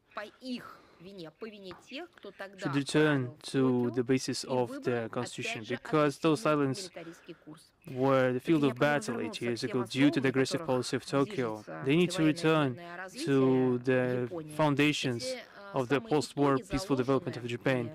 And the outcomes that fed these foundations, unfortunately, are not being completely recognized by the Japanese side fully. So, to whom the current Japanese authorities harm, it is just obvious. Thank you very much. Yes, thank you very much. Is China Media Corporation with us? Yes. Hello, Madam Zajárova. Our question was similar as for Xinhua colleagues, so we have no more questions. Thank you. Thank you. Is Reuters with us? Yes. Hello, Madam Zajárova. We are here. And our question is about contacts between Russia and the US connected with the peace plan, because recently there have been many leaks in the media on those documents. So we would like to ask, are there current discussions via diplomatic channels between the US and Russia, discussions regarding Washington's peaceful initiatives on the settlement of the Ukrainian crisis? What proposals that have leaked into the media are acceptable for Russia and which of them are not? And regarding discussions at the level of delegations between the US and Russia, when are they possible? So let us begin with the first part of the question. The part about the events, the meetings, because as soon as they are prepared, they will be declared. I do not want to pronounce any fantasies, to invent something. Now, regarding those leaks, some of them fake, it's a negative perspective of the questions, the issues, the approaches to the problems that require serious discussion and targeted work. We understand that what is happening at media outlet, what is called leaks, links to unnamed sources, is to undermine the planned political diplomatic contacts, the events, the discussions, and so on and so forth. But the most interesting thing is there has been a proof of that. At first we have made comments. It used to be just our expert opinion, conclusion, and then all that has come out. Just, I don't want, it's just this choir from NATO, from the EU. This procession has entered the stage, and they have started to cry out that nothing is satisfactory for them from those political diplomatic efforts. They just require attention to them, but it just leads to nothing good. It's obvious. It's just not about the violation of some ethics of negotiations process, but intended steps in order to form through the information field of the idea that would be profitable for those who can be qualified as the war party. I just don't want to make any additional comments, to add some elements. If we have information we would like to share with you, we will do that as soon as possible, but there have been many comments by aide to the President of the Russian Federation and the Russian Foreign Minister, Sergei Lavrov. He mentioned this issue during his press conference, and if we have some data, we will come back to you. Thank you. Is News.ru with us? Yes, hello, Madam Zajárova. News.ru is with you. We have two questions today. The first one, I would like to know what is the assessment by the Russian Foreign Ministry of attempts by the Europeans to interfere in the discussion of Donald Trump's peaceful plan on Ukraine. So, we have already mentioned that the aim is to disrupt the planned political, diplomatic approaches, processes. They have not abandoned the sick idea of imposing a strategic defeat on Russia, using Ukraine as an instrument of this detrimental policy. Why is that like that? Because they are connected with those ultra-liberal circles, and they have those revanchist ideas and globally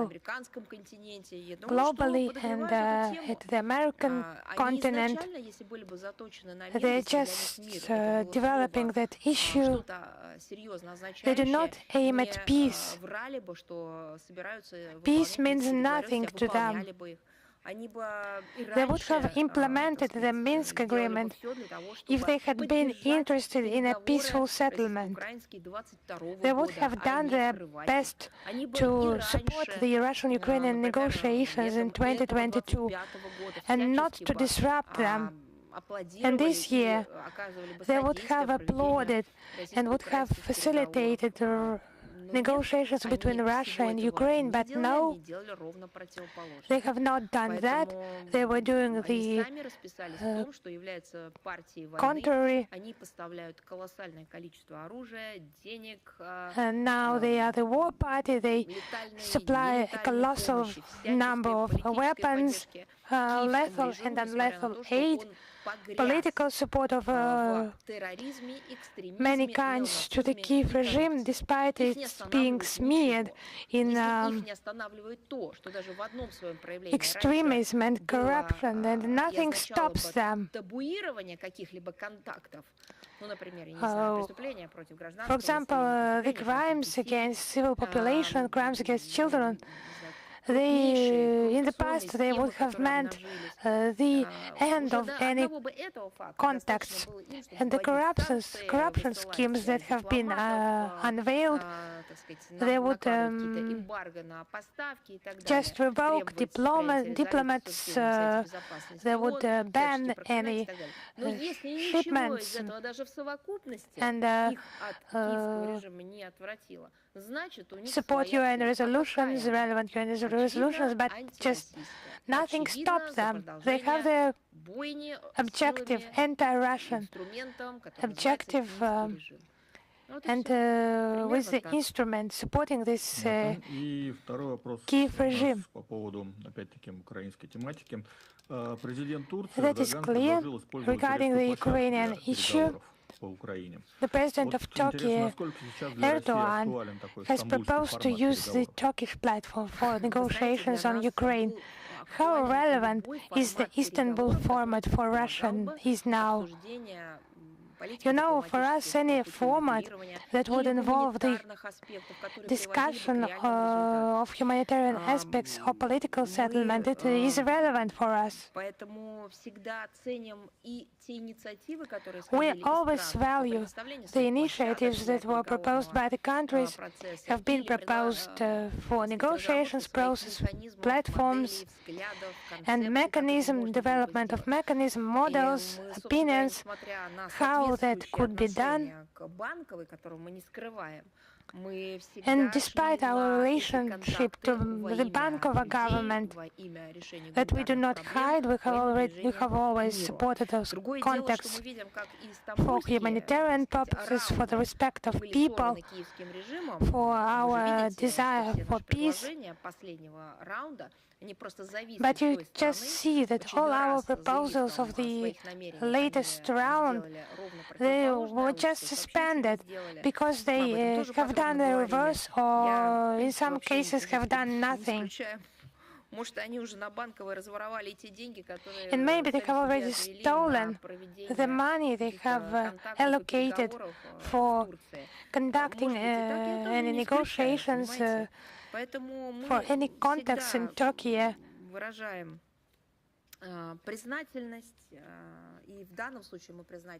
It might be the case, but actually we are obliged to the countries and to the Turkish side in particular. We have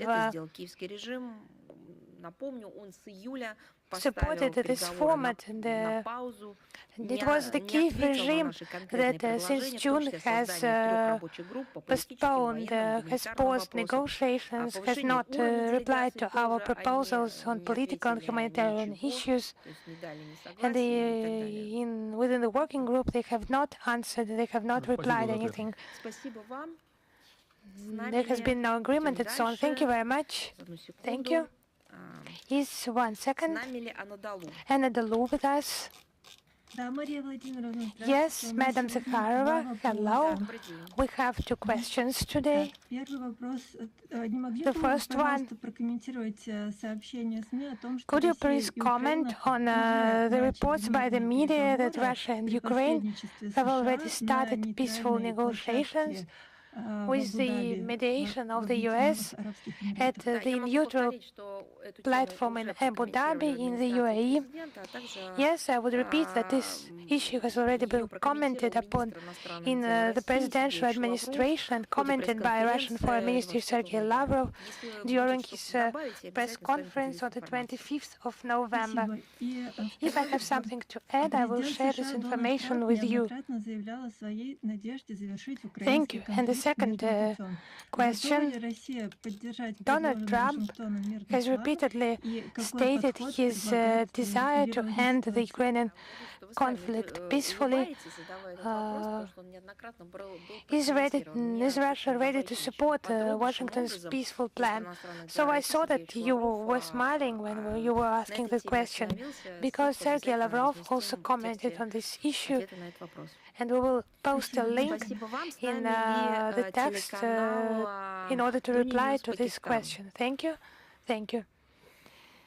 Is Doni News Pakistan with us? Thank you for taking my question. I have two questions today. My first question is, Russia abstained from voting on the US resolution 2803 on Gaza. The plan does not include the Palestinian Authority and bypasses the UN Security Council. How does Russia view the protection of Palestinian rights and self-determination in this situation?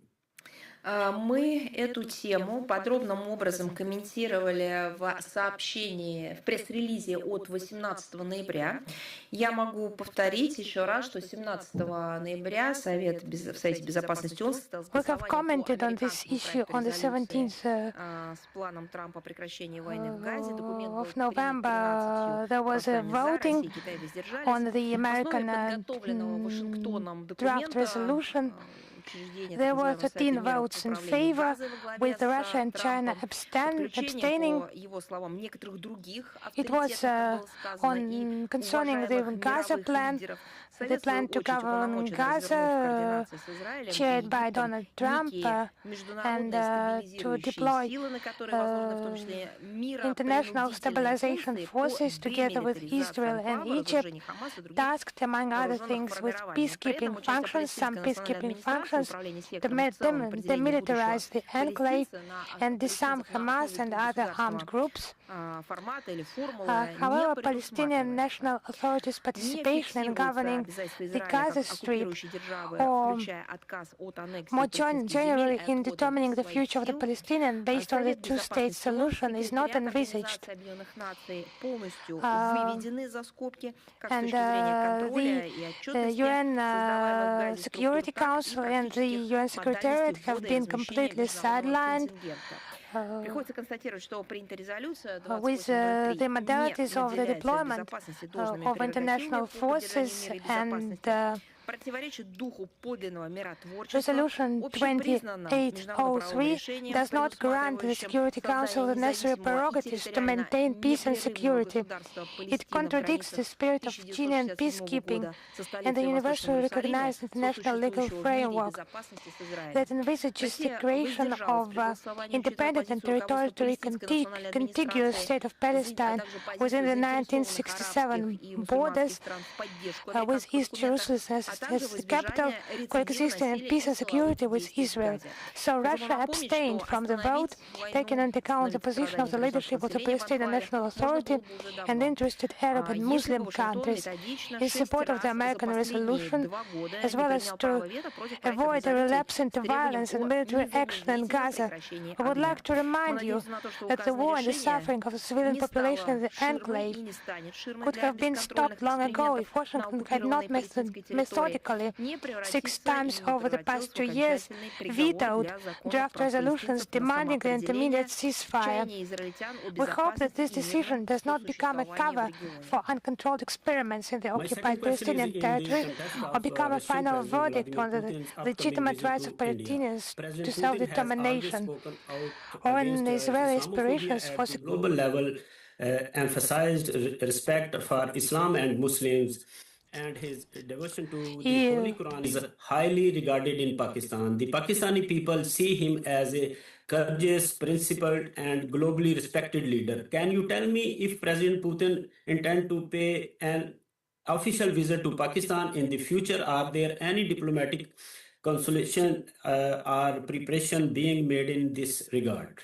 Ну, во-первых, я хотела бы начать с благодарности за ваши теплые слова в адрес нашей страны и нашего руководства.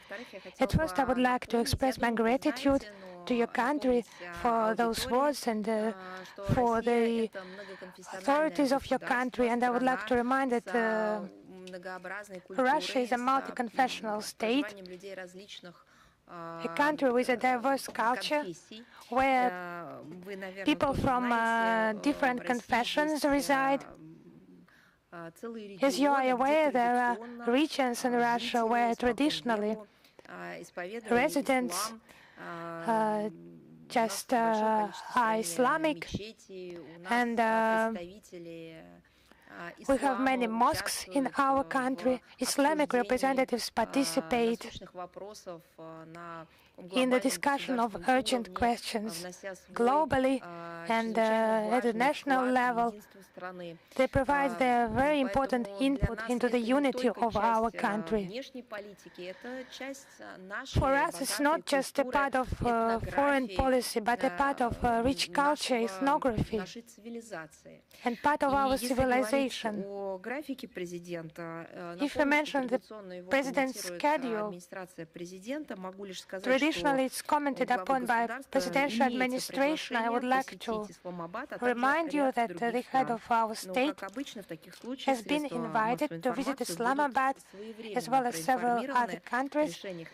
As it is customary in such cases, the media will be promptly informed of any decisions on this matter by the President of the Russian Federation. Thank you very much. Thank you. Is Bold News with us? Yes, hello, Madam Zajárova. Our question is about Marco Rubio denying to hold meetings with the head of the European diplomacy, Kaja Kallas. Can we say that Baltic states have become a dangerous adventure for the White House? You know, traditionally, Russian Foreign Ministry does not comment on contacts between the third countries if there is no direct connotation with our state, but I understand him personally. Yes, thank you. Thank you very much. Is Newsfront with us? Yes, hello, Madam Zajárova. One question, if you allow me. On 19th of November, the European Commission presented a package of proposals on the increase of military mobility. How would you comment on this package?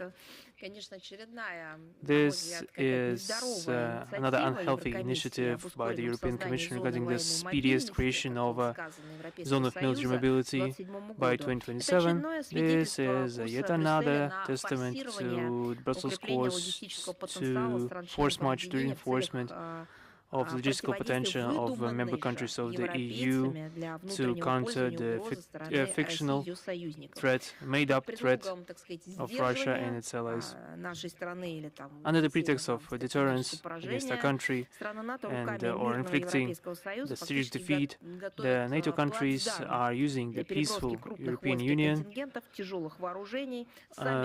to basically prepare a staging ground to redeploy large military contingents and heavy weapons of the North Atlantic Alliance to the Russian borders. This all happens after they have actually unleashed the conflict in Ukraine through numerous manipulations and manipulations in the internal affairs of the state and the use of anti-state and unconstitutional coup d'etats. And after that, they decided to blame something for that, and we saw this repeatedly in history. This will not result in any success because we see their true intent and see what they have written in the documents. We see that they are redeploying large. They are preparing a staging ground to redeploy heavy weapons and large armed contingents of NATO towards Russian borders. We're not talking about Russia extending its staging grounds against NATO, but NATO incessantly trying to use this or that technique to create hotspots of tension at our borders. The so-called military Schengen is in essence an integrated part of the initially unimplemented, unrealistic attempts to inflict a so-called strategic defeat upon our country pushed by the current EU leadership. It's telling that the European Commission decision to create this infrastructure for the fast transfer of military cargo through the EU countries to the eastern flank was preceded by the introduction of some limitations regarding the issuance of multi-entry Schengen visas to the citizens of the Russian Federation. Now we also additionally find out that they issue those visas to militants recruited in Asia. We see what is happening. The main human rights principle of freedom of movement of citizens in the EU was set aside for the freedom of movement of arms and military equipment. We are attentively looking at such military preparations in the environs of our country, taking into account their military planning. Thank you. Is Rudolf with us?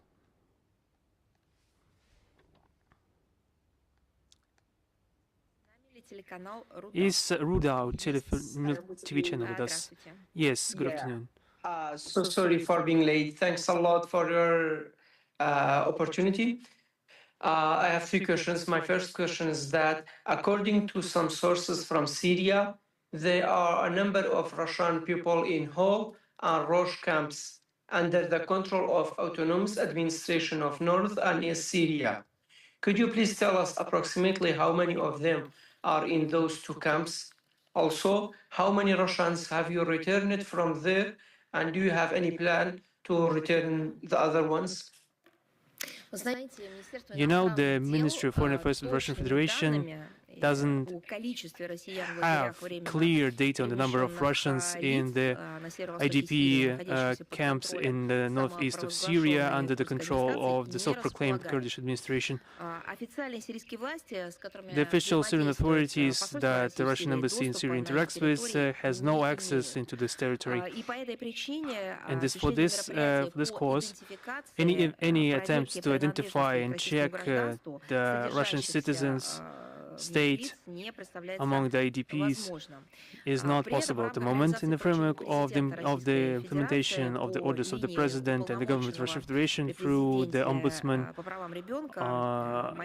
of the President of the Russian Federation on the rights of the child, Maria Lvova-Belova, from December 2018 to November 2024, 464 children were returned from aforementioned camps into Russia. Due to the events of December 2024 and the aggravation of the military political situation and the change of ruling authorities in Syria, any humanitarian operations to repatriate adolescents have been temporarily suspended. Thanks a lot. And second question is that, have you had any discussions with the Iranian authorities to provide them with military needs if they faced another attack from US or their allies?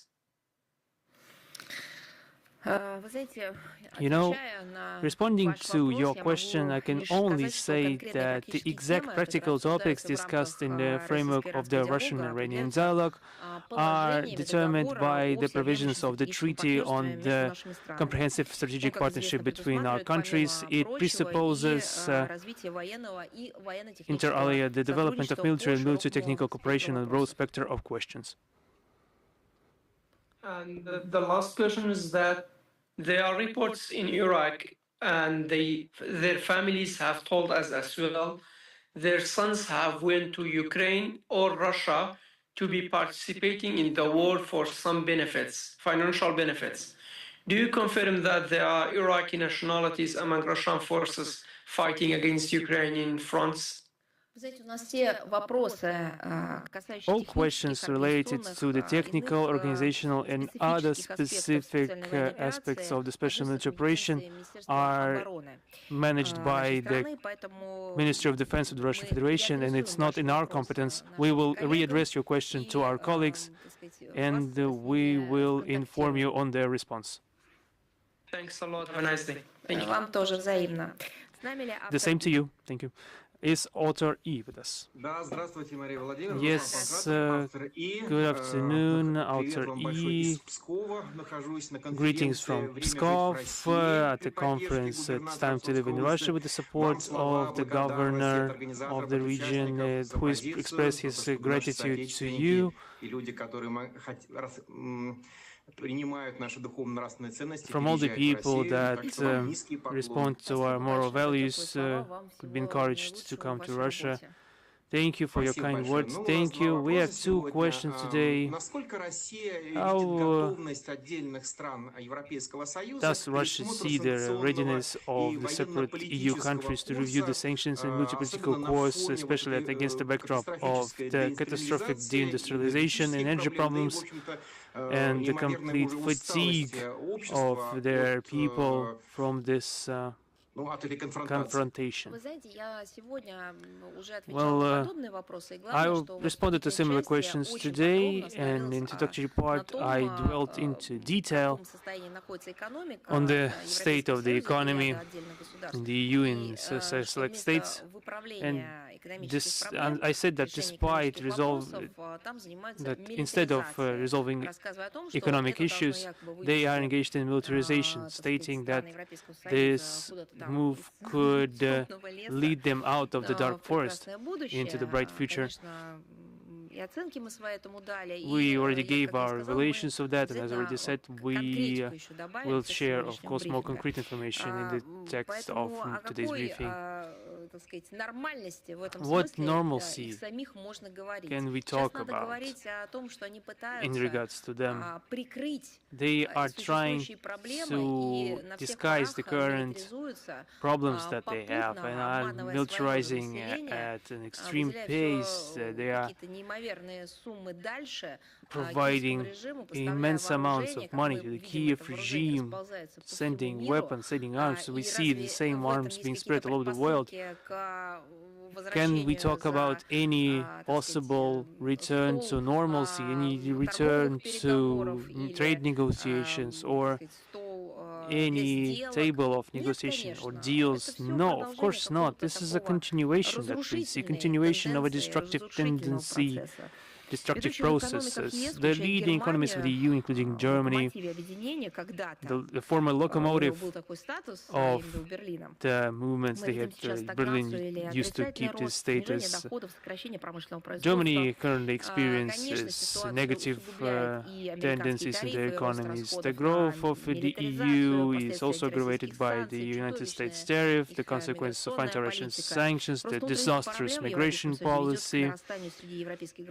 The growth of internal problems in the EU leads to the growth of the corresponding growth of protest aspirations and the growth of oppositional, nationally oriented parties. And the EU establishment is, in response, ramping up the idea of Russian threats. They are manipulating the fears of the population to distract them from the real problems that they face. They are trying to silence their internal policy opponents, try to suppress any conflicting worldviews. And without any external threat on the Ukrainian factors, the leaders of the EU countries will be forced to face the reality, and that they will have to justify their exorbitant military expenses. They will face the necessity to respond before the population for the sanctions policy and anti-Russian policy which has proven its inefficacy, and that they've spent such an exorbitant amount of money towards Ukrainian conflict, which have been completely wasted. All those funds, for those all opportunities waited, they will have to respond for that, to be accountable for that. Some of the European leaders who have invested all their political capital in supporting the Kiev regime are justifiably afraid of losing their positions and the twilight of their career. In these conditions, we can hardly expect any real corrections of policy in the Russian track from the leadership of the EU. We don't see the facts at hand. Thank you. My second question. Does the Russian MFA support the actions of the international network House of BRICS? We know that they are actively developing. We'd like to ask your opinion. We have no information about our clear participation, but I will clarify this. Thank you. Is Broader Asia with us? Yes, sir. Greetings, colleagues, Ina Fernandez, Broader Asia channel. I have a short question. On November 25th in Kyrgyzstan, a Russian Kyrgyz TV channel, Nova TV, started its broadcast. Madam Zakharova, what is the relevance of the launch of this media channel and what role it will play in the information space of our countries? Thank you. This was a result of decisions of watchers. There was a TV channel previously in Kyrgyzstan which at some point stopped its broadcast. Then there were new plans and initiatives that was implemented on their organization of broadcast on a new technological level with the interesting organization of information process and the inclusion of the Russian TV programs into the broadcast and with the Bishkek-based news blog and with a very professional collective and opportunity to broadcast in both Russian and Kyrgyz languages. A completely renewed, revitalized, highly technological and interesting information model. It's a joint model. It's not just something introduced from abroad.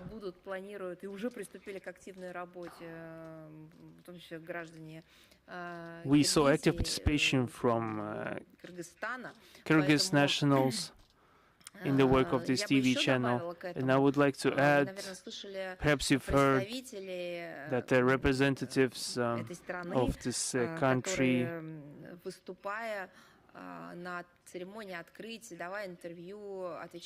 who were responding to questions at the inauguration ceremony said that Kyrgyzstan used to lack such an information resource, which is a very interesting collaboration, and here it is, it appeared. So it's a combination of demand, supply, legitimate interest, and prospects. I had the honor to take part in the ceremony of the launch of this TV channel. Russia is closely linked to the Kyrgyz Republic, not only by common history, but really with common interests, by the interests of common people. And this TV channel will open a new page to develop humanitarian partnership and context between citizens. And the main goal of its creation is to return Russian programs from the NTV channel to the Kyrgyz TV broadcast space, but also to supplement the broadcast with local news and analytical programs, documentaries shedding light on the historical and cultural links between Russia and Kyrgyzstan. The signal will be freely shared through the second multiplex of the digital broadcast, spreading to around 75%, spanning around 75% of the territory of the Kyrgyzstan, also through the larger cable network. Also said that it would be a good initiative to supplement this by internet support of this TV channel, as is customary now with all large media holdings. So it's obvious here that the channel will help creating benevolent media backdrop against Russian Federation, Kyrgyz Republic, and also further development of good neighborly relations between our countries. Thank you. Thank you. Is Embassy Live with us today? Greetings, Madam Zakharova. Greetings, colleagues. I have two questions. The Western countries are frequently accusing Russia of using NGOs and non-profit organizations as an instrument of hybrid influence However, it is them that are actively financing such structures throughout the world. In which you are see the principal difference between the approaches of Moscow and Washington or Brussels to the popular diplomacy through NGO. They are financing the NGOs, making them the instrument of promoting their political or destructive even interests in other countries. But the West has always been a pioneer in that regard, because that's their invention, that it is them who managed in the worst sense of the world to reunite the capabilities of the public and the interests of the popular organizations that wanted to be useful in defending significant questions of environment, human rights, freedom of expression, freedom of religion, helping international development, reuniting all those efforts with the complete, destructive, close-minded, dirtiest goals. And this is a conspiracy by the deep state authorities. This all came from the West. And that's the difference between us. That's their invention initially. There's a difference in making goals. The West uses NGOs as one of the instruments of their foreign policy to preserve their dominance in the world, in international relations, in the world arena. And Russia desires mutually beneficial international cooperation, promotion of common interests, and the views non-profit organizations, NGO of Russia and other countries as means of popular diplomacy, unofficial assistance in the development and promotion of bilateral relations, concerned citizens that are reuniting to resolve important issues, to searching for senses. You know, with the development of society, such organizations have garnered significant potential and capabilities. However, our geopolitical adversaries are using this advance for their own nefarious purposes of a single track. One of the examples is that the collective West are using the loyal members of the NGOs while planning and executing color revolutions. We all remember the results of these anti-constitutional coup d'etats. Also give another example, the environment. Instead of resolving real issues, the environmental organizations are being used as a means of political and economic pressure to hamper some projects, to gain preferential treatments, and exert financial pressure upon some side not to allow for some competitive projects. We've seen a lot of examples. So we saw the facts of financing of corresponding structures by Western governments and affiliated foundations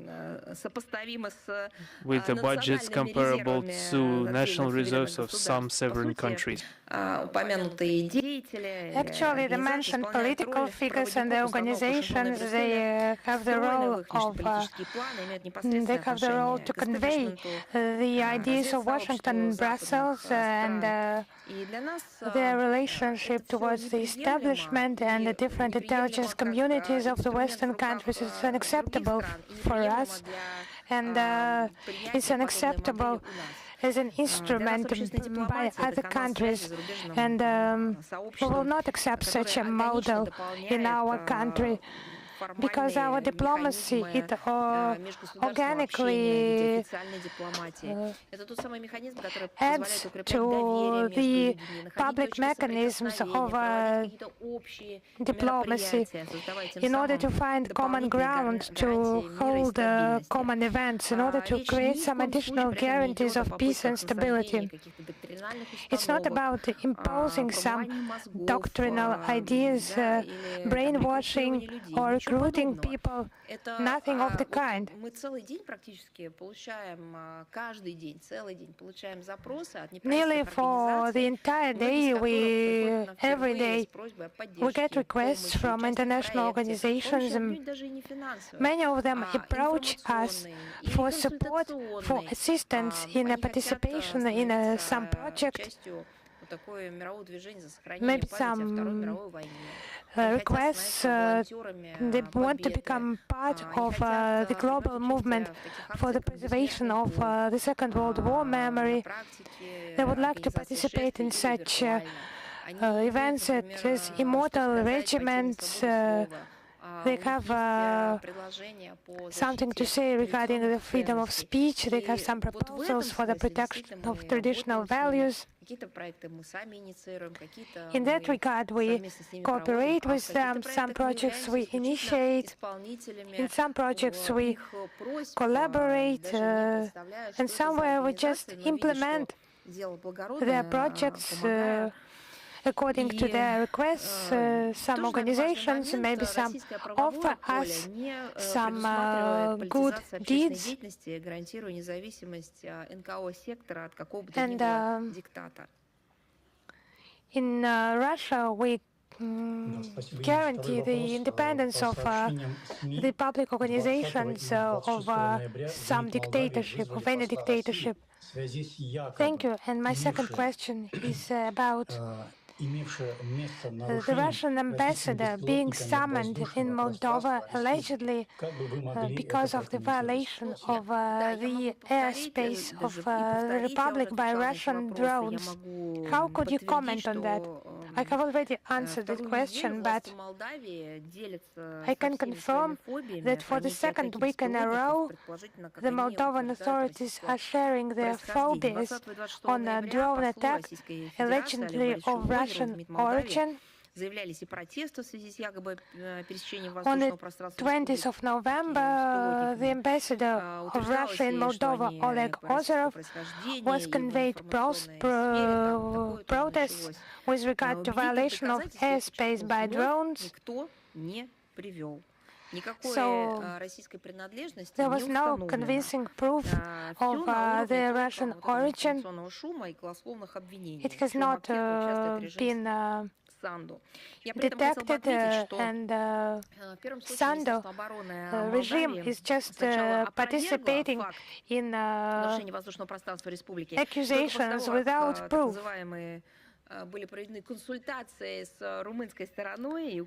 At first, those statements they were declared false, but after some consultations by Sandu, the opposite stance was taken. But just show us your proof, but nothing of the kind.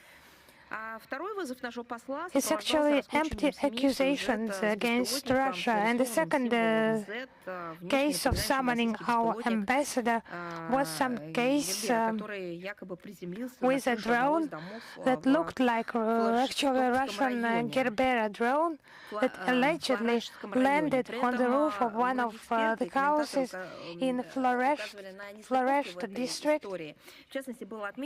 But many experts and commentators they pointed out some inconsistencies in this case, because the roof would have been damaged or the roof would have broken if that would have been the case. But on the photos we can see an undamaged drone on an undamaged roof of the building, as if it has been taken from the front line and put on this roof.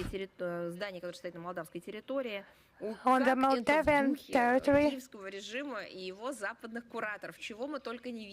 it just looks like what the Kiev regime and its Western curators commonly do. So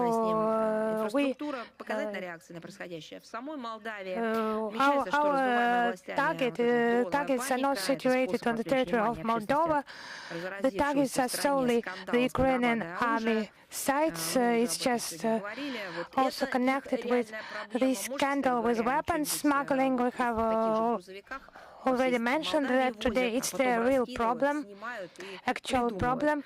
They are transported in trucks all over Moldova, maybe, and then they are taken out, and those stories are invented. They just tried to somehow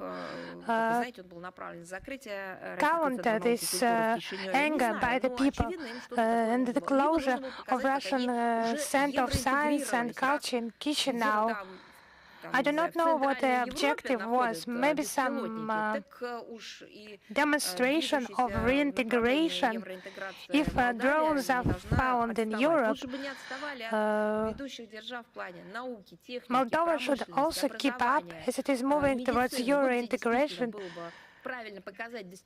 They should pay attention actually to medicine, to education, science, the areas like that. But they make up some stories that are obviously false.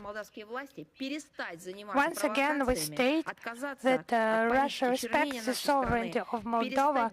We call upon the Moldovan authorities to abandon the policy of denigration of our country, to stop fooling its own people. The Moldovans know what I'm talking about. Thank you. If there are no more questions, have we forgotten about someone? Then goodbye to you. As I understand, we will meet again in winter only. All the best to you. Prosperity to you. Thank you very much. Thank you very much.